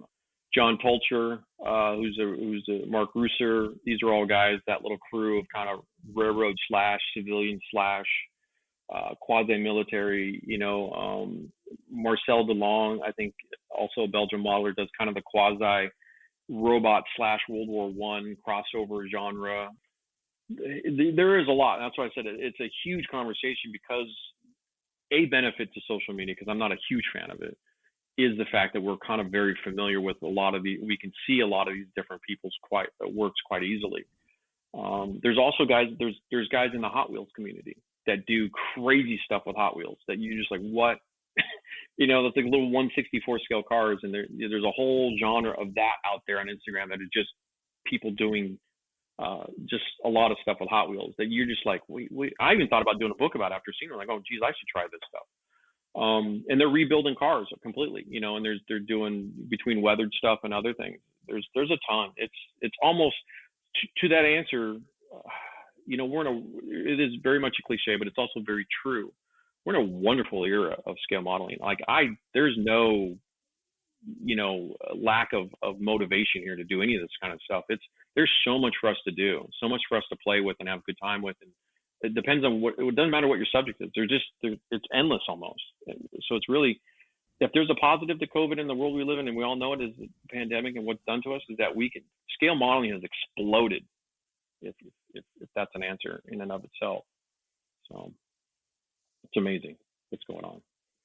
And it's not going to stop anytime soon, by the way. Everybody I've talked to, company-wise, manufacturing-wise, everybody I know, they can't keep up with demand. So we're in a really good glory years, golden era of scale modeling. I think is, embrace it. Go for it. Exactly. So to kind of switch gears a little bit, I know, reading like Tank Art Volume 2 is like my favorite modeling book ever. I love it. And I just finished a Firefly this week, and of course, like I had that open so I could look at yours 8 million times. Throw in the name George Alvear into who's an influencer. George built that model, by the way, the actual. Oh, and it's he's glorious. His skill with little tiny pieces of material is beyond comprehension. He's an elf. I don't know how he does it. George is another. Sorry, I didn't mean to interrupt you, but yeah, George, no, that's okay. Firefly, and I forget that I actually never built that. I put the tracks on it, which was a nightmare, by the way. Model casting, it's an absolute nightmare. But yeah. So how it's kind of laid out in the book, there's a flow. Do you consistently follow that flow like all the time? Because I've only read Volume 2 because I'm an Allied armor guy for the most part. And that's why I broke the book down that way, because I debated, to the earlier questions, do I do a book on green? Do I just put all the green tanks in one book? And I said no, because guys like you, they build Allied. They don't touch the German stuff, and they don't touch the Russian stuff, or vice versa, or this, that, and the next. And that was kind of how if you ever want to know another little nugget, that was how I decided it. It was knowing that that's kind of how it is. Some guys build everything, so they'll get all the books. Some guys just build that specific one. So when I put the books together, to the project flow, to the commerce, a lot of the project flow questions result from the story of the model itself. And what I mean by that is like, how did that build go along? So some models are just kind of created. Like there's a box, there's a kit.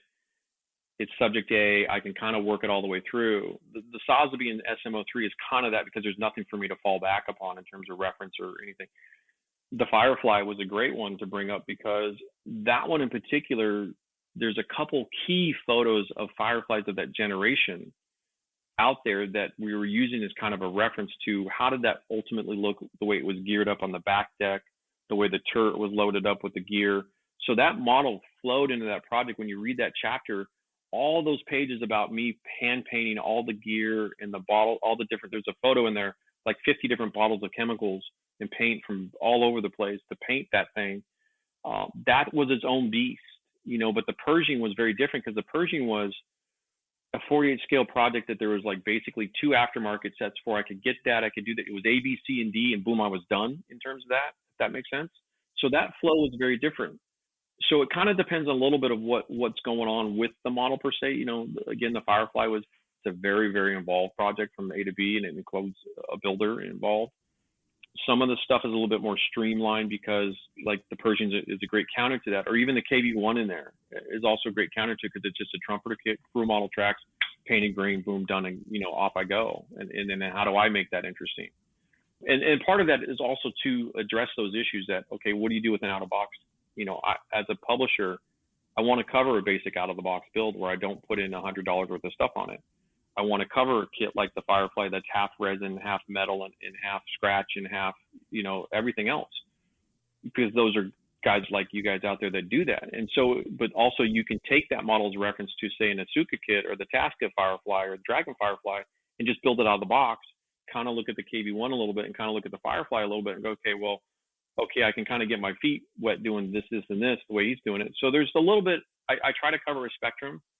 The Charbie in there is a little bit of a different kind of a spectrum. It gives you some camouflage ideas. The Churchill gives you some winter, heavy, dirty, heavy weathering ideas, kind of. So the books come together as a compilation, but they also come together as, I don't want all the projects to be equal. I don't want the KB1 to be equal in weight to the Firefly, if that makes sense, at the same time as a publisher, because I want to cover bases that I think the general hobby guys are also dealing with themselves. They don't always want to do the huge resin conversion stuff. They don't always want to put on frill tracks. So there is a little bit of all that, even though I do put a lot of tracks on just for my own personal, enjoyment. But I do try to cover, like for example, SM4 is coming up. It's the Tamiya Brumbar kit.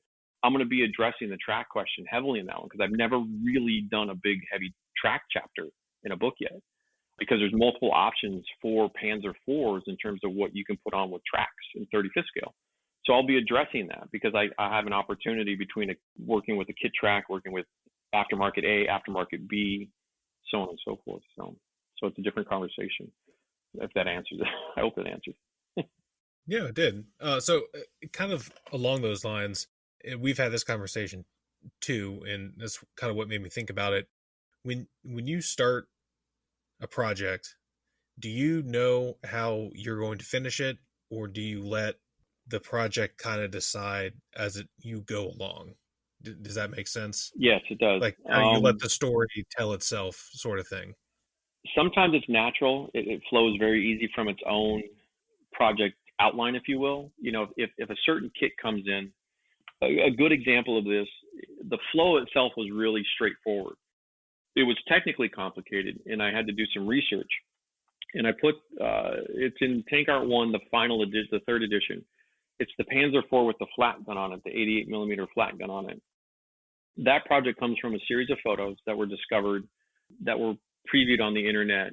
And when I saw those photos, it's a handful. It's like 2 or 3 photos of this particular specialized vehicle in the field at the end of the war. And that's it. That's all we got. And so from there, I knew what the project was going to be. And I had to figure out what kits to use for that. So then I moved to that step. Okay, what's the good base kit? What kit to use for this? Because of its specifics, there's only certain kits you can choose from. So then that choice is made. Well, it's also a late war vehicle, so its colors are kind of locked in pretty quickly. So that conversation's done. So that moves really, really in a nice flow. Some models, like I'm trying to think of one that kind of doesn't. Well, the civilian stuff is a little bit different. Say the tractor in SMO2. That one was backwards into. In other words, I had kind of in my head, I wanted to do something similar to that. A military turned into a civilian project. Well, that's basically a blank piece of paper. Like, that doesn't tell me there's so much you could do with that. Well, then what happened was I stumbled across some vehicles in my local area, and they kind of influenced this. And then a kit popped up. I'm like, that would work together. It's like, put those together. So sometimes it's just, you see something and then you get a kit of it and you kind of go, okay, that'll work really good. And then others where it's really specific to even like a specific aircraft, from the war or whatever, like a certain pilot. Like, I've always wanted to do a Chuck Yeager thing, for example. That's a good conversation, because then I'm going to study that pilot, move it through, choose the kit, choose the scale, because you have options, move that forward again. So it just kind of really depends on what I'm choosing to put in for that published item, because I have to publish it. So that also has its own weight to it, if you know what I mean. Like, I'm just not, I do have to respect that, it is a branded product now. So it all plays a little bit into the conversation. And again, to the previous answer, some of it is, I need a simple A plus B equals C project. I need a really easy one because I need to show out of the box. I need to get in some resin. I need to do some photo etch. I need to do, so, okay, what works for that? And then sometimes I have a stash. I go, well, kit A over here. I've got all sorts of goodies for that little, and I can't wait to get into it. And then I find some photos later on. I'm like, then I save the photos. And then when I'm ready to start that project, I kind of open it all up, and then I go, okay, here's all my beautiful reference for it. I would say the cornerstone to that answer, the cornerstone is I tend to try to find some sort of photo reference somewhere. I don't usually work in a vacuum, if that answers that a little bit too. Sometimes it's a photo from 10 years ago and I've just saved it. I've never gotten to it yet. Sometimes it's brand new, like the Panzer IV. When that came out, I moved on that project almost literally immediately, like the next day, because I knew somebody out there was going to build that model. And I was like, and it was one of the few I wanted to be the first at, which I hate having that attitude. But I knew it when I saw it, somebody was going to, and even Adam Wilder wrote to me, he said, you effing, you know what? You beat me to it. And that's happened. And so it is, and I don't like to be that way, but when I saw it and I just was in that moment, I'm like, I got to do this, because it tickles, it scratches my itches sometimes too. A lot of it is a little bit to that answer is I do need to be enjoying what I'm doing. It's very, very important. I've stopped doing commission work, because commission work is the antithesis of that, where the client will give you the parameters. I want you to do this kit and these markings and this. And if I'm not in the mood to do that, oh my God, you might as well pull my hair out with tweezers. It's just like, it's so painful. So I do have to have that love or that interest or that excitement, or if it's a Star Wars type of conversation, if I've just seen that particular movie, so on and so forth. So, it's all encompassing. It's not a very simple answer, and it does vary from project to project for sure. So that kind of leads into one of the other questions I had. So you kind of answered it, but is there anything particular you look for when you decide to do a project, especially for a book? Yes, yeah, absolutely. I will tell you this right now. I don't work on difficult kits anymore. My days I'm done trying to cut my teeth. I'm done trying to earn my stripes, if you will, working with quote unquote a shitty kit. Amen. And I'm not going to put any manufacturers' names out there in that conversation, because I don't want to, be. There's a few, and you know what I mean by a shitty kit. Like if there's more on the aircraft side than there is the armor side. Truth be told, in the last 20 years of armor model building, most kits are really good. There's some inaccuracy problems. There's some Dragon Black label conversations, or that are a little bit like, whoa, dude, what are you guys doing? But overall, most armor kits are pretty good. Like in terms of the holds go together and track fitment and road wheels, and are they straight, are they true? That's all fine. There's some aircraft conversations, especially in the jet world, where certain manufacturers, they put them together, and you're like, what are you guys doing over there? Like, have you ever built a model before? Because we don't think you have. And that's just me being nice about it. I have to be polite, and I'm a professional, and I don't want to be that, there's plenty of guys on the internet, that we all know, most of them out there, who will be more than honest about that stuff. So I don't do that anymore. Why? Because it's just a waste of my time. And in the end of the day, one of the things I've learned, and I have to be really cutthroat about this, and to that answer, is there has to be an efficiency to the project. There's a reason I love Bandai, but there's also a reason I use Bandai. I will be using a lot of Bandai in the future. There's a reason a lot of Tamiya kits are going to be more heavily favored moving forward, because I can't be hung up on fixing engineering of a kit. So that's a major consideration. The kit itself has to be somewhat relatively solid. At this point in my career, per se, I'm not going to be dicking around with kits that just don't fit, and a great example of this would be years ago, I was handed a box by Brock Models, an Italian resin manufacturer. They make some of the best resin subjects on the planet. Some of the stuff that they do resin-wise is beautiful. And they built the Snyder Trophy, the Maki, correct me if I'm wrong, M26 or something. It's whatever the Snyder Cup trophy was, the red one with the floats. It's 32nd scale. Beautiful, right? I mean, just orgasmic when you open the box. The resin was amazing. But the front engine cover was about half an inch too short. I don't know if it was a casting issue or it was a shrinkage, or there was a gap of literally about a half an inch, which is sizable. That's the width of a finger to put in there. I didn't want to fix it. I'm like, dude, this is crazy. And because all of a sudden you're re-scratch building half in front of a fuselage of an aircraft you barely have any reference photos for because it's buried in some museum in Italy. And I just that just killed the project, basically, because I just don't have the time to dick around with that kind of stuff and what I'm trying to achieve. So that one went back in I actually sold it to somebody. I was like, here you go. You knock yourself out with it. It's unfortunate because it's beautiful, but it's one of those where that problem happened and it stopped the project because that happened. So I do from the standpoint of what I'm trying to achieve professionally. What's the goal of the book? What we're trying to do. There's a reason the Sotheby, the SM03 is the Bandai Sotheby kit. It's an amazing, amazing kit, and it's really easy to work with, as complicated as it is. So yes, there's a definite choice selection that goes out. If I'm going to have a conversation on the Mustang, that's or Spitfire or a 109, you know, those conversations become way more deep because of all the kit selection choices and scale choices you have to play with. To that end, you probably won't see a ton of 32nd scale from me because they're huge. That's an enormous amount of work, and it's a photo on a page. So if I'm the boss, if Michael Rinaldi, the boss, comes in the room and Michael Rinaldi employees going, dude, did you see the new Tamiya 32nd scale, blah, blah, blah, blah? Beautiful. It's awesome, right? But the boss gets mad because, dude, go pull the 48 scale kit out right now or the 72nd scale and get to work, nuts, because you're going to spend 6 months painting one wing versus 6 months painting the whole kit. So I do have to be really careful between enthusiast, hobby guy, love of the new kit, et cetera, and being efficient on the production end of things as well. So there's a lot of decisions that go into that stuff, and because a lot of it I'm just like everybody else. I'm like, oh, that's awesome. I'm like, yeah, that's good. 3 years of my life I'm never getting back, so I got to be careful. While we're talking about subject selection, you know, with 3D printers becoming more and more relevant, higher quality, less cost, and everybody getting them, you're starting to see a lot of not only additional pieces and parts and sort of, you know, aftermarket projects that are being done by modelers themselves, but actual kits of subjects that aren't kitted. Is there any magical subject, whether it's science fiction or armor or aircraft, that you would 3D print and do if you had the chance to? Gosh, that's a loaded question, right? You know, like, you just want me to pick something. I mean, is there anything I'm really wanting to see in kit form that could be done in that way? Given I'm surrounded by Gundam kits and a lot of stuff like that, you know, they put me on the spot on that one. There's so much available today. There's so much out there. Oh my gosh. I would say, let me answer, because I'm not gonna give you a specific, because I'm trying to think now. What do I want to see? Because there's what hasn't been done. It's kind of like, gosh, what hasn't been made yet? I would say, though, what we're going to see, what I see the future of, one thing, because it is a little bit of a projection question, is I see guys having these on their desks, like kind of like the Epson printers were on the desk, eventually pretty soon, and then companies selling the files as kind of a process.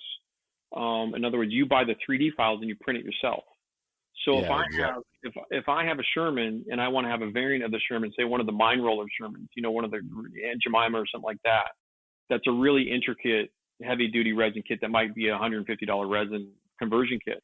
I could sell you a print file for $30 and you can print out Aunt Jemima mine roller, you know, kind of a thing, or the Calliope, you know, the rocket launcher stuff.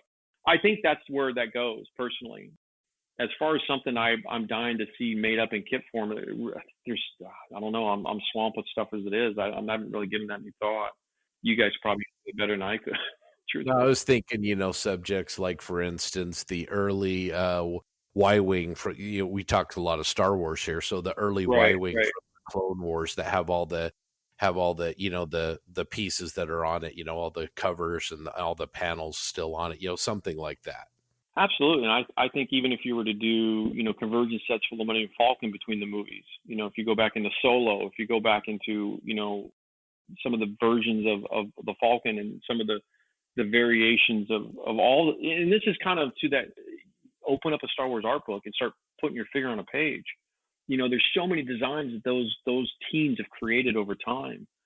I follow some of these guys on Instagram. In fact, back to that previous answer, Ryan Church does a lot of Mandalorian design stuff right now.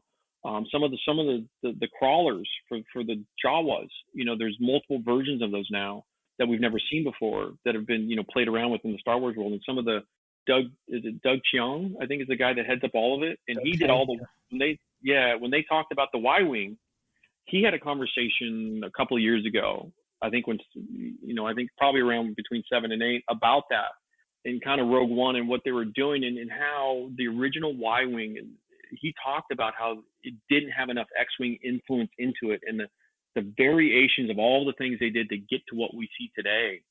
That's what 3D printing would be beautiful for, is to do some like prototype versions, because I love the prototype conversation.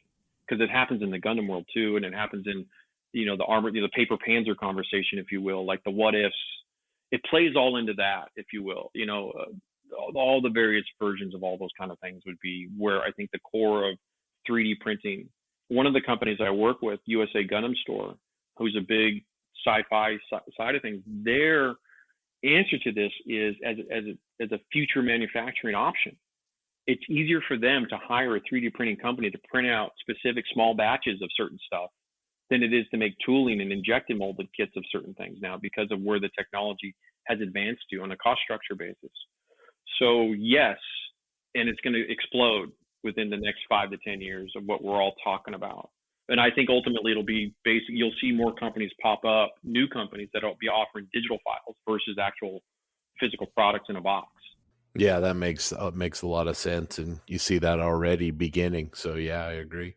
It's tough for me because there's, because you bring up Star Wars. Well, which vehicle do I want to see? Well, which book do you want me to open up to look at on the Star Wars art to get something made of? Some of the old original work from A New Hope is pretty impressive too. Some yeah, really the Ralph McQuarrie designs are so genius. Yeah.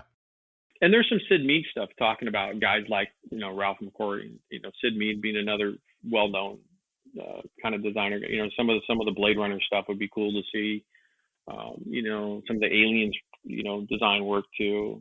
New stuff from that would. It's just so endless, guys. It's crazy. It's almost overwhelming sometimes. Making a decision on that stuff. Kind of circling back to kit selection and what you look for. Would we ever see like a large scale bust in one of your publications? By bust, you probably mean like a Gundam bust, like a 35th scale Gundam bust or something like that. Or if you're meaning like a figure bust, yes to the robot stuff, probably. There's a guy, Shinoda Heavy Industries, I think he goes by, Japanese model builder. He does really nice, intricate 35th scale busts of a lot of the main Gundams. And they're all, a lot of them are scratch built, but there's a lot of base kits to work with now. They're a little bit on the pricey side. They're not a low cost hobby part of the hobby, if anybody knows about robot busts and stuff like that. But as far as figure busts, I'm not a figure guy. I don't really ever have too much ambition to become a big figure painter. So I'd probably, if we get into figure painting conversation and figure busts and even 10th scale and some of the 6th scale and some of that stuff, probably be better for another author to come in and produce that material, so to speak, and not just publish it. But yeah, as far as the robot sci-fi stuff goes, as long as it's probably not a character per se, and it's more of a, some sort of robot or something like that, absolutely. Well, Mike, we have a little bit of a surprise for you. Obviously, you've got a lot of fans and people that you've influenced with your work, and we've reached out to a few of them and asked them to submit a question for us to ask you. So I've got 3 or 4 questions here. I'm a big fan of Q&A sessions, everybody. So the first one is from our good friend John Bonanni, armor modeler, and he wanted me to ask you which model first made it just click in for you, the one where you got the hang of a specific technique or you feel like elevated your game to another level. That would be the Tamiya ISU 152 that I built into the ISU 122. That model in particular, it kind of goes back to, I think it was TJ's earlier question about the project flow. It's the one that, to me, to date, of whatever X 100 number of models I've built, it really was all, I would consider it my most error-free, and it really refined the combination of the hairspray technique followed by the oil paint rendering technique on top of it as a process, as an actual definable process that I could talk about. And it was that model that did that for me. All right. So John, there you go. That's a great answer. It's a good model. All right. The next question is from Matt McDougall, Dukes Models. And he said, this is a 2-part question. One of the great things about oil paints is how well they blend and feather. But how do you personally keep them from blending and turning into muddled midtones when you want to maintain separation and contrast? To the oil paint question, the power of it is there's a direct link in terms of how much thinner you have that you're working with. So you answer that question by controlling how much thinner you're using with the oil paint. And that's almost a 0 to 100% type answer. In other words, you can almost go pure 100% paint all the way up to thin, almost 99%. You can't 100% would just be thinner, but by varying how much thinner you use to blend with is how you control that process. So there's no specific answer because each kind of application is its own unique element to it. One of the powers of oil, and this is why I've just kind of adhered to oil paint being the best of all the mediums we have available, is its ability to do this, because you can control it without it drying on you to where it stops working for you. So you have that aspect, you have that buffer, if you will. It lets you blend without drying and then stop blending, like an acrylic would or something like that. Or even some enamels will do that too. They'll run out of time as they start to cure. The oil paint window is a lot longer. It's a lot easier for us to deal with. And it matches kind of what we're trying to do on a one-to-one basis of a human hand with a brush on a subject. Like, it matches that. So it works really well for us in terms of, do I have an almost dry blending brush? Do I have a 10% on there for sake of, I'll just use a number, but you vary that answer by varying the thinner that you're using. And the chemical conversation in general revolves solely around percentages and the amount of quantity that you're dealing with. So that's kind of, and that's going to be conversations I have in books in the future, because it's a more defined answer I have in 2021 than when I started this conversation. And because I was doing things instinctively, and then what Matt's asking, I almost called him Doug, is that relates to a quantity question. It's a chemical quantity question in terms of how much is on the brush. So you control it by, in terms of preventing the muddiness, you reduce the thinner. So it's a reduction in the thinner that you're dealing with on the blend, whether it's in the brush itself and or a separate blending brush. So it's about really remaining disciplined with your thinner use as you're working those into each other. Yes. Okay. And that does become a second nature thing. One of the things I talk about in the testing and the practice conversation is, because it's so important. That's probably one of the better questions to be asked, because it relates to the core, the actual raw core of what it is we do. And that's a chemical on a brush. And that's all that it is sometimes. And a lot of guys get their head messed up with that one. They're thinking all sorts of things. Just remember, it's chemical on a brush, and just controlling the amount of that, and then getting familiar with what works. When it works for you, you have to remember what you just did. Almost write it down if you have to, or take a picture of it. It's like, oh shit, what just happened? Because it worked, and you need to remember that, because you don't want to go the other way and it doesn't work, and you're like, oh, what did I do? And I forgot how I did that. No, I'm screwed. So yeah, it's an important part, because it's a foundation question. It's the foundation type. It's like thinning paint in an airbrush. Like, that's a foundation question, because once you get it, it's instinctive and it's second nature. Boom, life is easy. It's a glorious path to the heavenly gates at that point in time, and that's what that is. All right. And then he has a follow-on question, a similar question. He said, it may be counterintuitive, but what is the best way to give some sharpness to oils versus the usual diffusion that typically happens when you're working with oil paints? It's related to the previous answer. It's I would say almost working with the paint in its pure form, 0 to 5% thinner kind of a thing. It's kind of he's talking about basically going from a soft edge to a hard edge. It's the same thing with airbrushing a little bit. I guess technically you could put a mask down, truthfully speaking. I mean, I've never done that before, painting oil paints with a mask, but you can mask it. You could hard edge it. You could post-it note, so you have like a linear element to it. I also use, if I'm doing a brush stroke and I need the brush stroke to be a sharp edge, and it doesn't have to relate to oils, but if there's a paint stroke and I need a nice kind of an edge, it's called the bridge. And basically a bridge is some sort of device on the bench. It's usually a piece of wood or plastic that's linear and straight, and you run the brush edge. The brushes all have about an inch or so of the metal, I forget what the name of that holds the bristles on the wood shaft itself.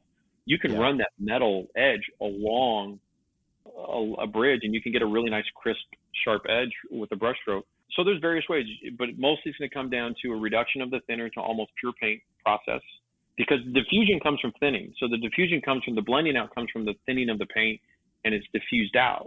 So if you reduce that process, you then can return it to a harder edge in terms of a sharper contrast between its color and the one around it, if you will. Yeah, that makes sense. Okay. Oh, there you go, Matt. It's a great topic for a video, if you know, because that has to be shown a little bit. It's a little bit easier for everybody to understand in the visual context, because it's technical, but it's easy once it's kind of demonstrated a little bit, so to speak. Yeah, exactly. All right, let's see who's next here. So Martin Kovac, aka Uncle Night Shift, wanted me to ask you one thing I've always wondered about when looking at Mike's models and his approach is there a difference between how they look in photos versus how they appear when looking at them with the naked eye? Specifically relating to the subtlety of his OPR effects, color choices, etc. Where does he find the balance between having models look great in photos versus looking different in real life? I'd say one of the best moments in my just modeling career, if you will, happened a few years ago. I was traveling to a show in Belgium, and I mentioned his name earlier, Marin van Gils. Marin's he judges some of the best work in the world. Marin's regarded as probably one, in my personal opinion, I think he's, in terms of the scale model vernacular, he's probably one of the top 10 people on planet Earth. He's an amazing modeler. And I brought over, it's the Grilla, if you will, in Europe. It's a self-propelled gun, German self-propelled gun from Tank Art 4. And I brought it to the show with me physically to show, because I was doing a seminar. And it's in the book. You can open the book and see it and everything. And he got, you know how it is in those moments in the contest table when we're kind of packing up and leaving, and your buddies come over and they're checking it out before you load it up to go home. And, they put their glasses on to get down close, and, they're checking. You're a little nervous. Now he's going to talk shit right now. Here it comes. He's going to start pointing stuff out. Marin said the nicest thing to me I've ever been told. And he goes, "This looks just like the book, dude. I don't know how you did this. It looks just as good a person as it does in the book." And so to Martin's question, what I do is it's really structured, and I've adhered to it for about 10 years now. And this comes from the photography section of what we do, and showcasing and sharing the model work. One of the goals I set forward to myself, and even moving into professional endeavors, was make sure that the photo I'm taking is as representative as possible of what it looks like for real. And so it's a definition of the light source that I use, the white paper, the white balance of the camera is critical. I set up these things technically so that when the photos are taken, it's all under, I work and shoot and publish all under the same light. A little nugget I give everybody that some people probably don't really grasp its importance: I shoot everything at night. I never shoot a photo in the day of a model that's going to be in a book, because the ambient light changes literally day to day, and so will the colors of the model. They'll shift. So I try to control that, like micromanage that to death. My boss hates me for it, but it works. That's incredible. I'd never really thought about that, but actually using the nighttime as a baseline to keep your color consistency. That's amazing. So the reason why is because I rent an apartment. I don't have my own house. I don't work in a garage. I don't have a space per se. I've always had this problem. And so how do you deal with it? And so a lot of Rinaldi Studio Press a lot of design is problem solving. So I've been ingrained from a young lad, and I was in the military. I was in the Army straight out of high school. Problem solving is like I was an engineer, I was a combat engineer in the Army. So like building a bridge, defeating the mine, it's like problem solving 101. Like it's just at its core. And that was infuriating me. Like your brain just goes nuts, because I would, you'd be on the internet, you'd be shooting whatever and put it in. So my OCD just kicks in, a million times. Like we talk about rivet counting, like that's where my rivet counting goes, to like the colors and showcasing it from what I see in front of me to what's on the screen, because I know everybody's screen is a slightly different shade of color, to what's on the piece of paper. It's also why I do books more than digital, because I can control the ink on the paper a little bit better than I can control somebody's 20-year-old, IBM screen versus an Apple monitor versus something else, so on and so forth. So that actually I put a lot of thought into, because I want mostly that when you guys see it and open the pages, it's exactly as it is. Like there's no bullshit. I'm not tweaking the shit in Photoshop to make it look better. There's no contrast, balance enhancement slider scale thing that I'm doing. I erase the background so it's pure white. So on the paper, on the printed, it's pure white on the sides, but I don't do anything to the models per se, so I put a lot of time into that. That's energy, effort expended because of that question. That when you see, and when Marin did that, and he said that to me, I was like, I felt really good about myself that I had achieved that goal to a certain point, that type of quality of an eyeball was on that work saying it looks just like the book. I was like, wow.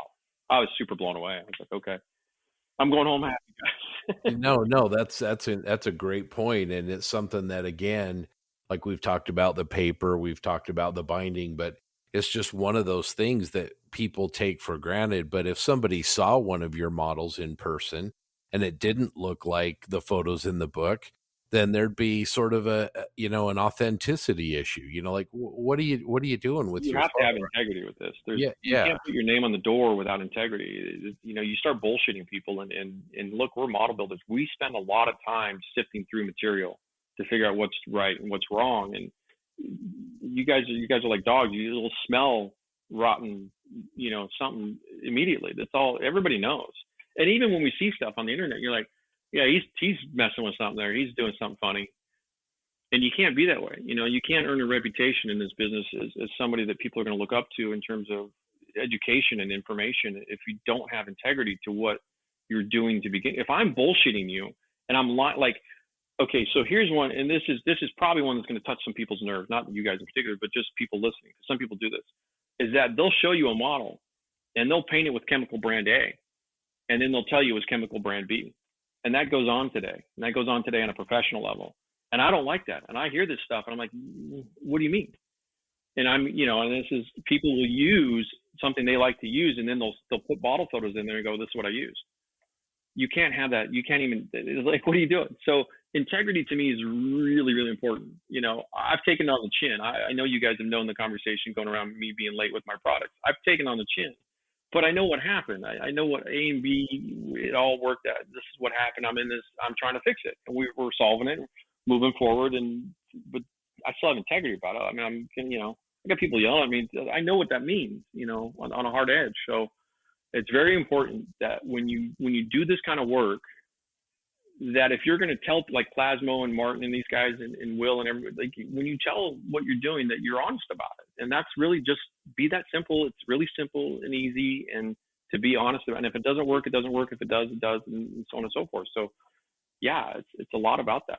But I go down to the nanotech. Like, I really need to make sure my camera's on point, the lens is on point, the light's on point, so that you see what my eyeball sees. The light works the same way. I only shoot with that one light. End of story. Like, I don't, So yeah, it's a big deal. All right, Martin, there you go. All right. Speaking of Will, he's our last question here, and he wants to know, he says, Mike, I believe your work represents the perfect intersection of aesthetics and realism. So how do you define that point, and then how do you get there? Well, one is probably always evolving. One of the lessons I learned the hard way. I had an instructor. It was early school days of learning how to draw a car.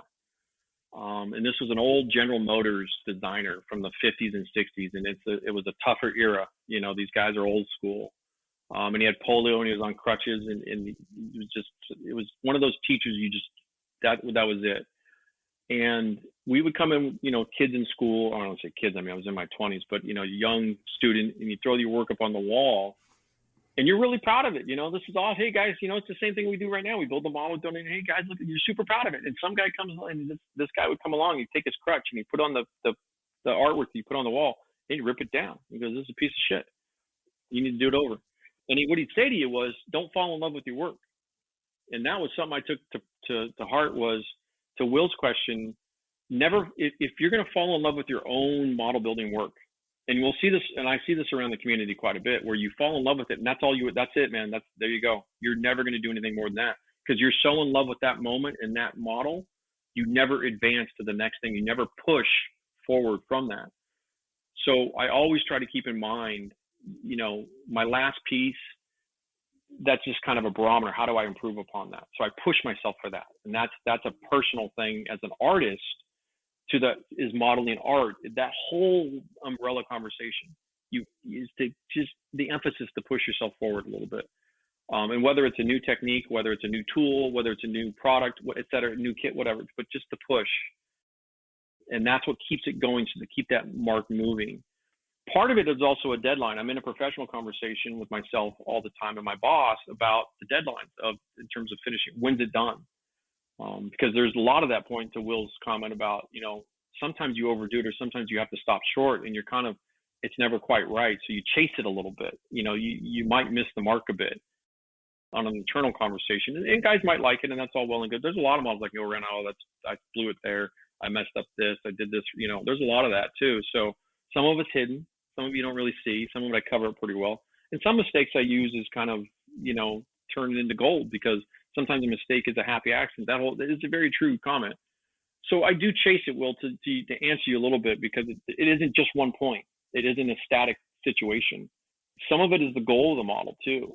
You can kind of set up that target point by the goal of the model. A good one for me is I did a little 1/72nd scale Burger Panzer as a civilian crane for a Vallejo Rust book, because they wanted me to showcase some rust painting. So it was a heavily weathered little piece of armor, but it's tiny. It's about 2 inches long. But that target of the goal of achieving everything I wanted to achieve in 35th scale down into 1/72nd scale becomes its own static target point of balance of okay, what am I trying to achieve here? And so sometimes it does move, and sometimes it's easily set by the own project goals. But because it might be different now, and I say this to you guys a lot, you've heard me say this before, is if you're trying to improve and say your chosen scale, say it's 35th scale armor, then do some 72nd scale stuff, because it'll refine you and improve your techniques. So when you move up a scale, the stuff that you paint on it is even improved because it's been refined, because your brush strokes are smaller, tighter, more in scale in 35th scale because you've been working smaller. So some of it is a little bit of that. You have to kind of train yourself, because it is kind of a sport. You need to go and train, and you need to get the muscles in tune to really improve. So that's kind of where my head's at, to Will's point of the balance between, the research, the kit efficiency, the kit accuracy. What do I need to fix? What do I need to improve? Versus the paint job, versus the weathering. What references do I have?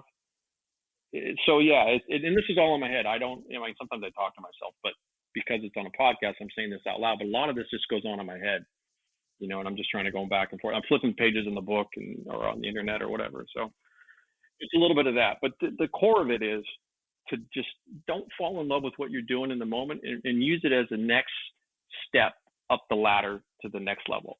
And that'll kind of keep you grounded and humble enough to kind of absorb the next level of stuff and try to keep improving. So.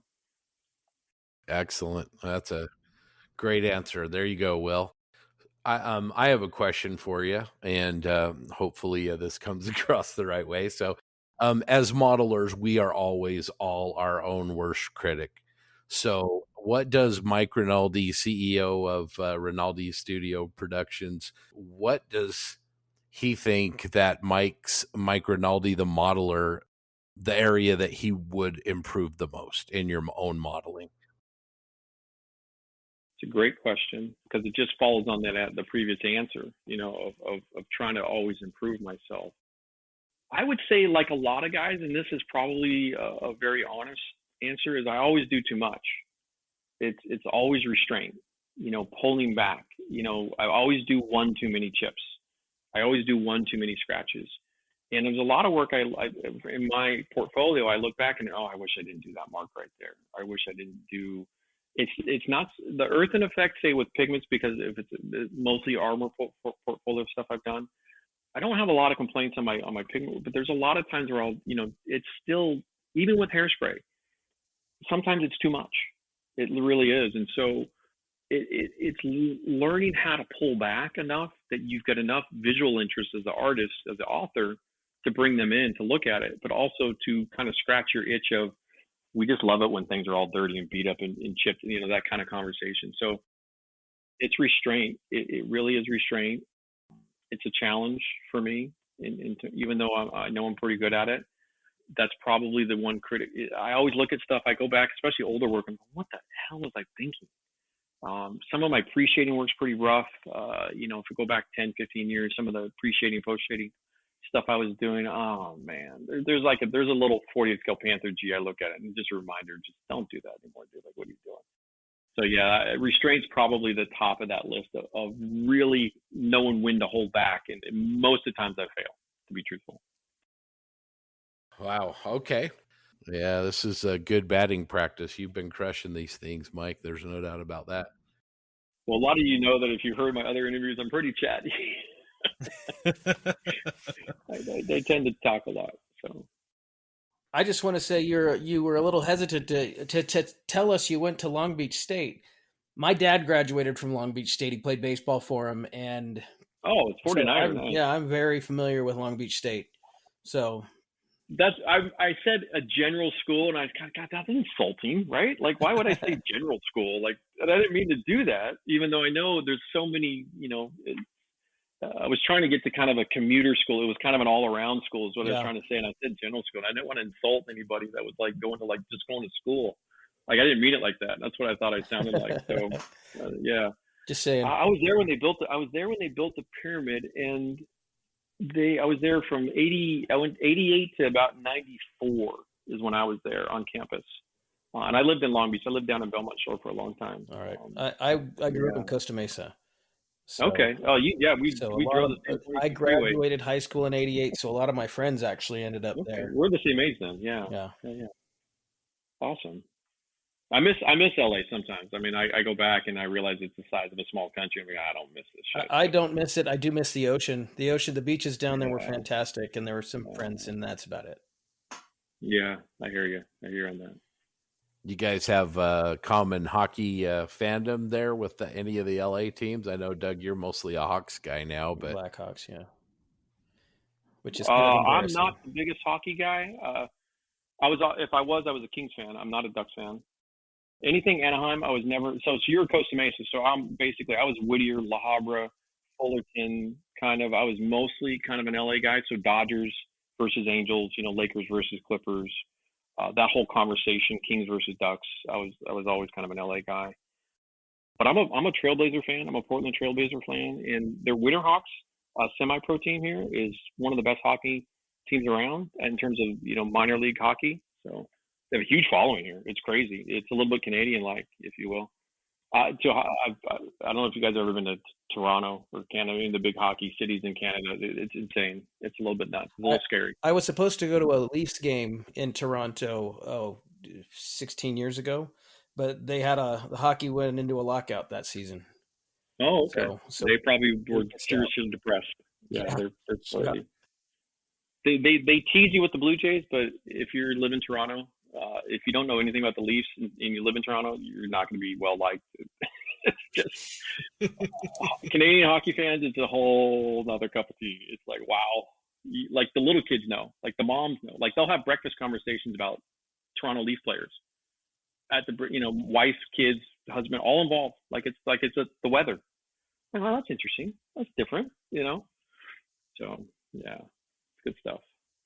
Yeah, I love sports. Sports is probably like you asked the hobby question. Sports is probably my fallback to being kind of normal and just following sports in general and so on and so forth. So.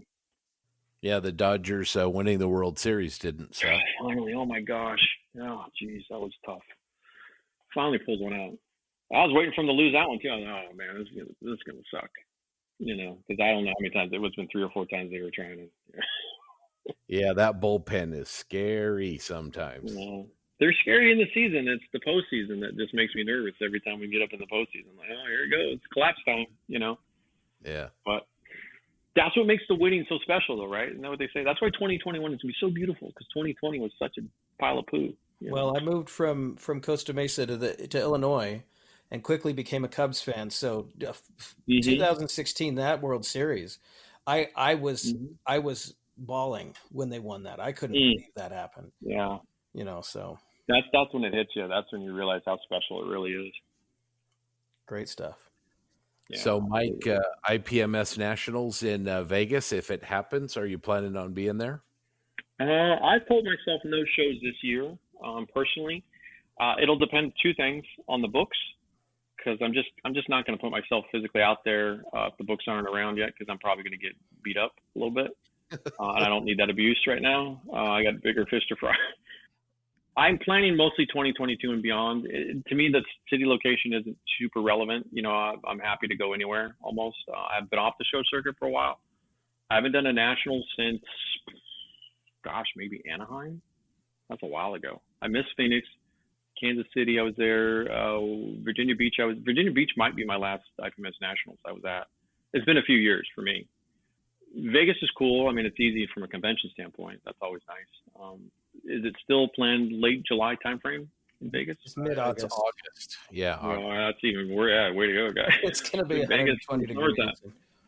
I moved, so that the Costa Mesa move, you went to Illinois. I actually went to Vegas to live. My parents were located in Vegas, and one of my goals was to get them out of it. So I moved from Long Beach. I was in San Pedro. I moved from San Pedro to Vegas. I lived in Vegas for about 14 months, and that was about the dumbest thing I'd ever done. So yeah, it's August in Vegas. It's gonna be interesting. Yeah, I don't know. It depends a little bit on the vaccine situation and that whole thing and that conversation. I hope by August everything's cool. I'd say right now it's probably a 50-50 yes. Right now, given the scenario of everything, RSP should be off and running good this year. Vaccines, we should probably all be good travel by August, I would think. I don't know about maybe giving a show or seminar. I might just show up, but I don't know. I haven't talked to anybody about doing a seminar or anything like that. They wanted me in Tennessee, and I had to back out. But my next shows are planned for 2022, actually, to be honest with you guys. So I hadn't given this year much thought. I kind of had just resided in the fact that let's just not worry about it. Get the books done. 2022, you can hop back out and have fun. Yeah, stay healthy, get the books done. I got it. That's kind of, yeah. I'm trying to keep my life pretty simple. I've been kind of taken on the chin the last couple of years, both financially and just in general, with just not having inventory and just trying to work through these things. And some of the I mean, it ended up being a good conversation, but some of the conversation where some guys thought I was out of business. Some of the dealers, some of the shops I talked to, and so coming back on business and getting that all handled, getting back up to speed, being reliable, being trustworthy, when I say a book's coming and having that happen, that's my main goal. So shows are still kind of a backseat for me, just on an RSP level, like even not without the COVID stuff. So I really just focus on get the company healthy, then come back out, that whole thing. So that's what I've been doing. Well, Mike, thank you so much for joining us today. This has been a great conversation. Really enjoyed, hearing you kind of take a deep dive into your philosophy, your modeling, your company, and hear about all the plans you have for 2021. Just thank you so much for coming on and talking to us. No, thank you guys. It's nice meeting you, Doug and TJ and Scott. Thank you again for your longtime support. All the kind of, being a shoulder to lean on when we need to talk about this kind of stuff. And I appreciate it all. Very, very nice. I appreciate it a lot. Well, the feeling mutual here. And I've always appreciated your generosity. It's pretty obvious that you have a lot to do, a lot on your plate. So thanks so much. And hopefully we can do this again sometime when it makes sense. Yeah, and in the meantime, have a great 2021. And I know that the books are going to get out there and the new projects sound amazing. So best of luck to you, guys. Mike. Yeah, absolutely. Thank you guys. Hey, thanks again. Mm-hmm. Thanks.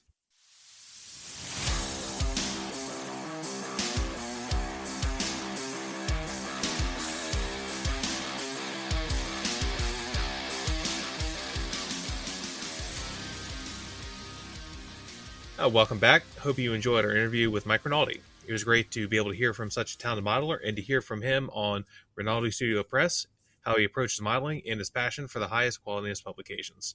That was a really fun interview. We all really enjoyed it, so I'm hoping you guys did too. Well, that's about it for episode 13. Another long one. Fantastic. Want to especially thank Mike Rinaldi for taking the time to join us. That was a tremendous honor to be able to speak with him. We also want to thank our new guy here, John Bonanni, the rookie. I say that in fun, but he's really been a huge part of our podcast to date anyway. So John, welcome aboard. Thanks for having me. I'm looking forward to future episodes. We also want to thank Anthony Goodman at Goodman Models. We also want to thank Chris Sieber, Rob Morales, and Joseph Porche for helping support the Posse. Thanks a lot, you guys. Really, really appreciate it.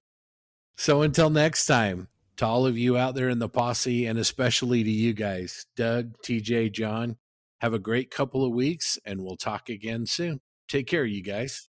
Adios, amigos. Have a good one. Cheers. We'll catch you later.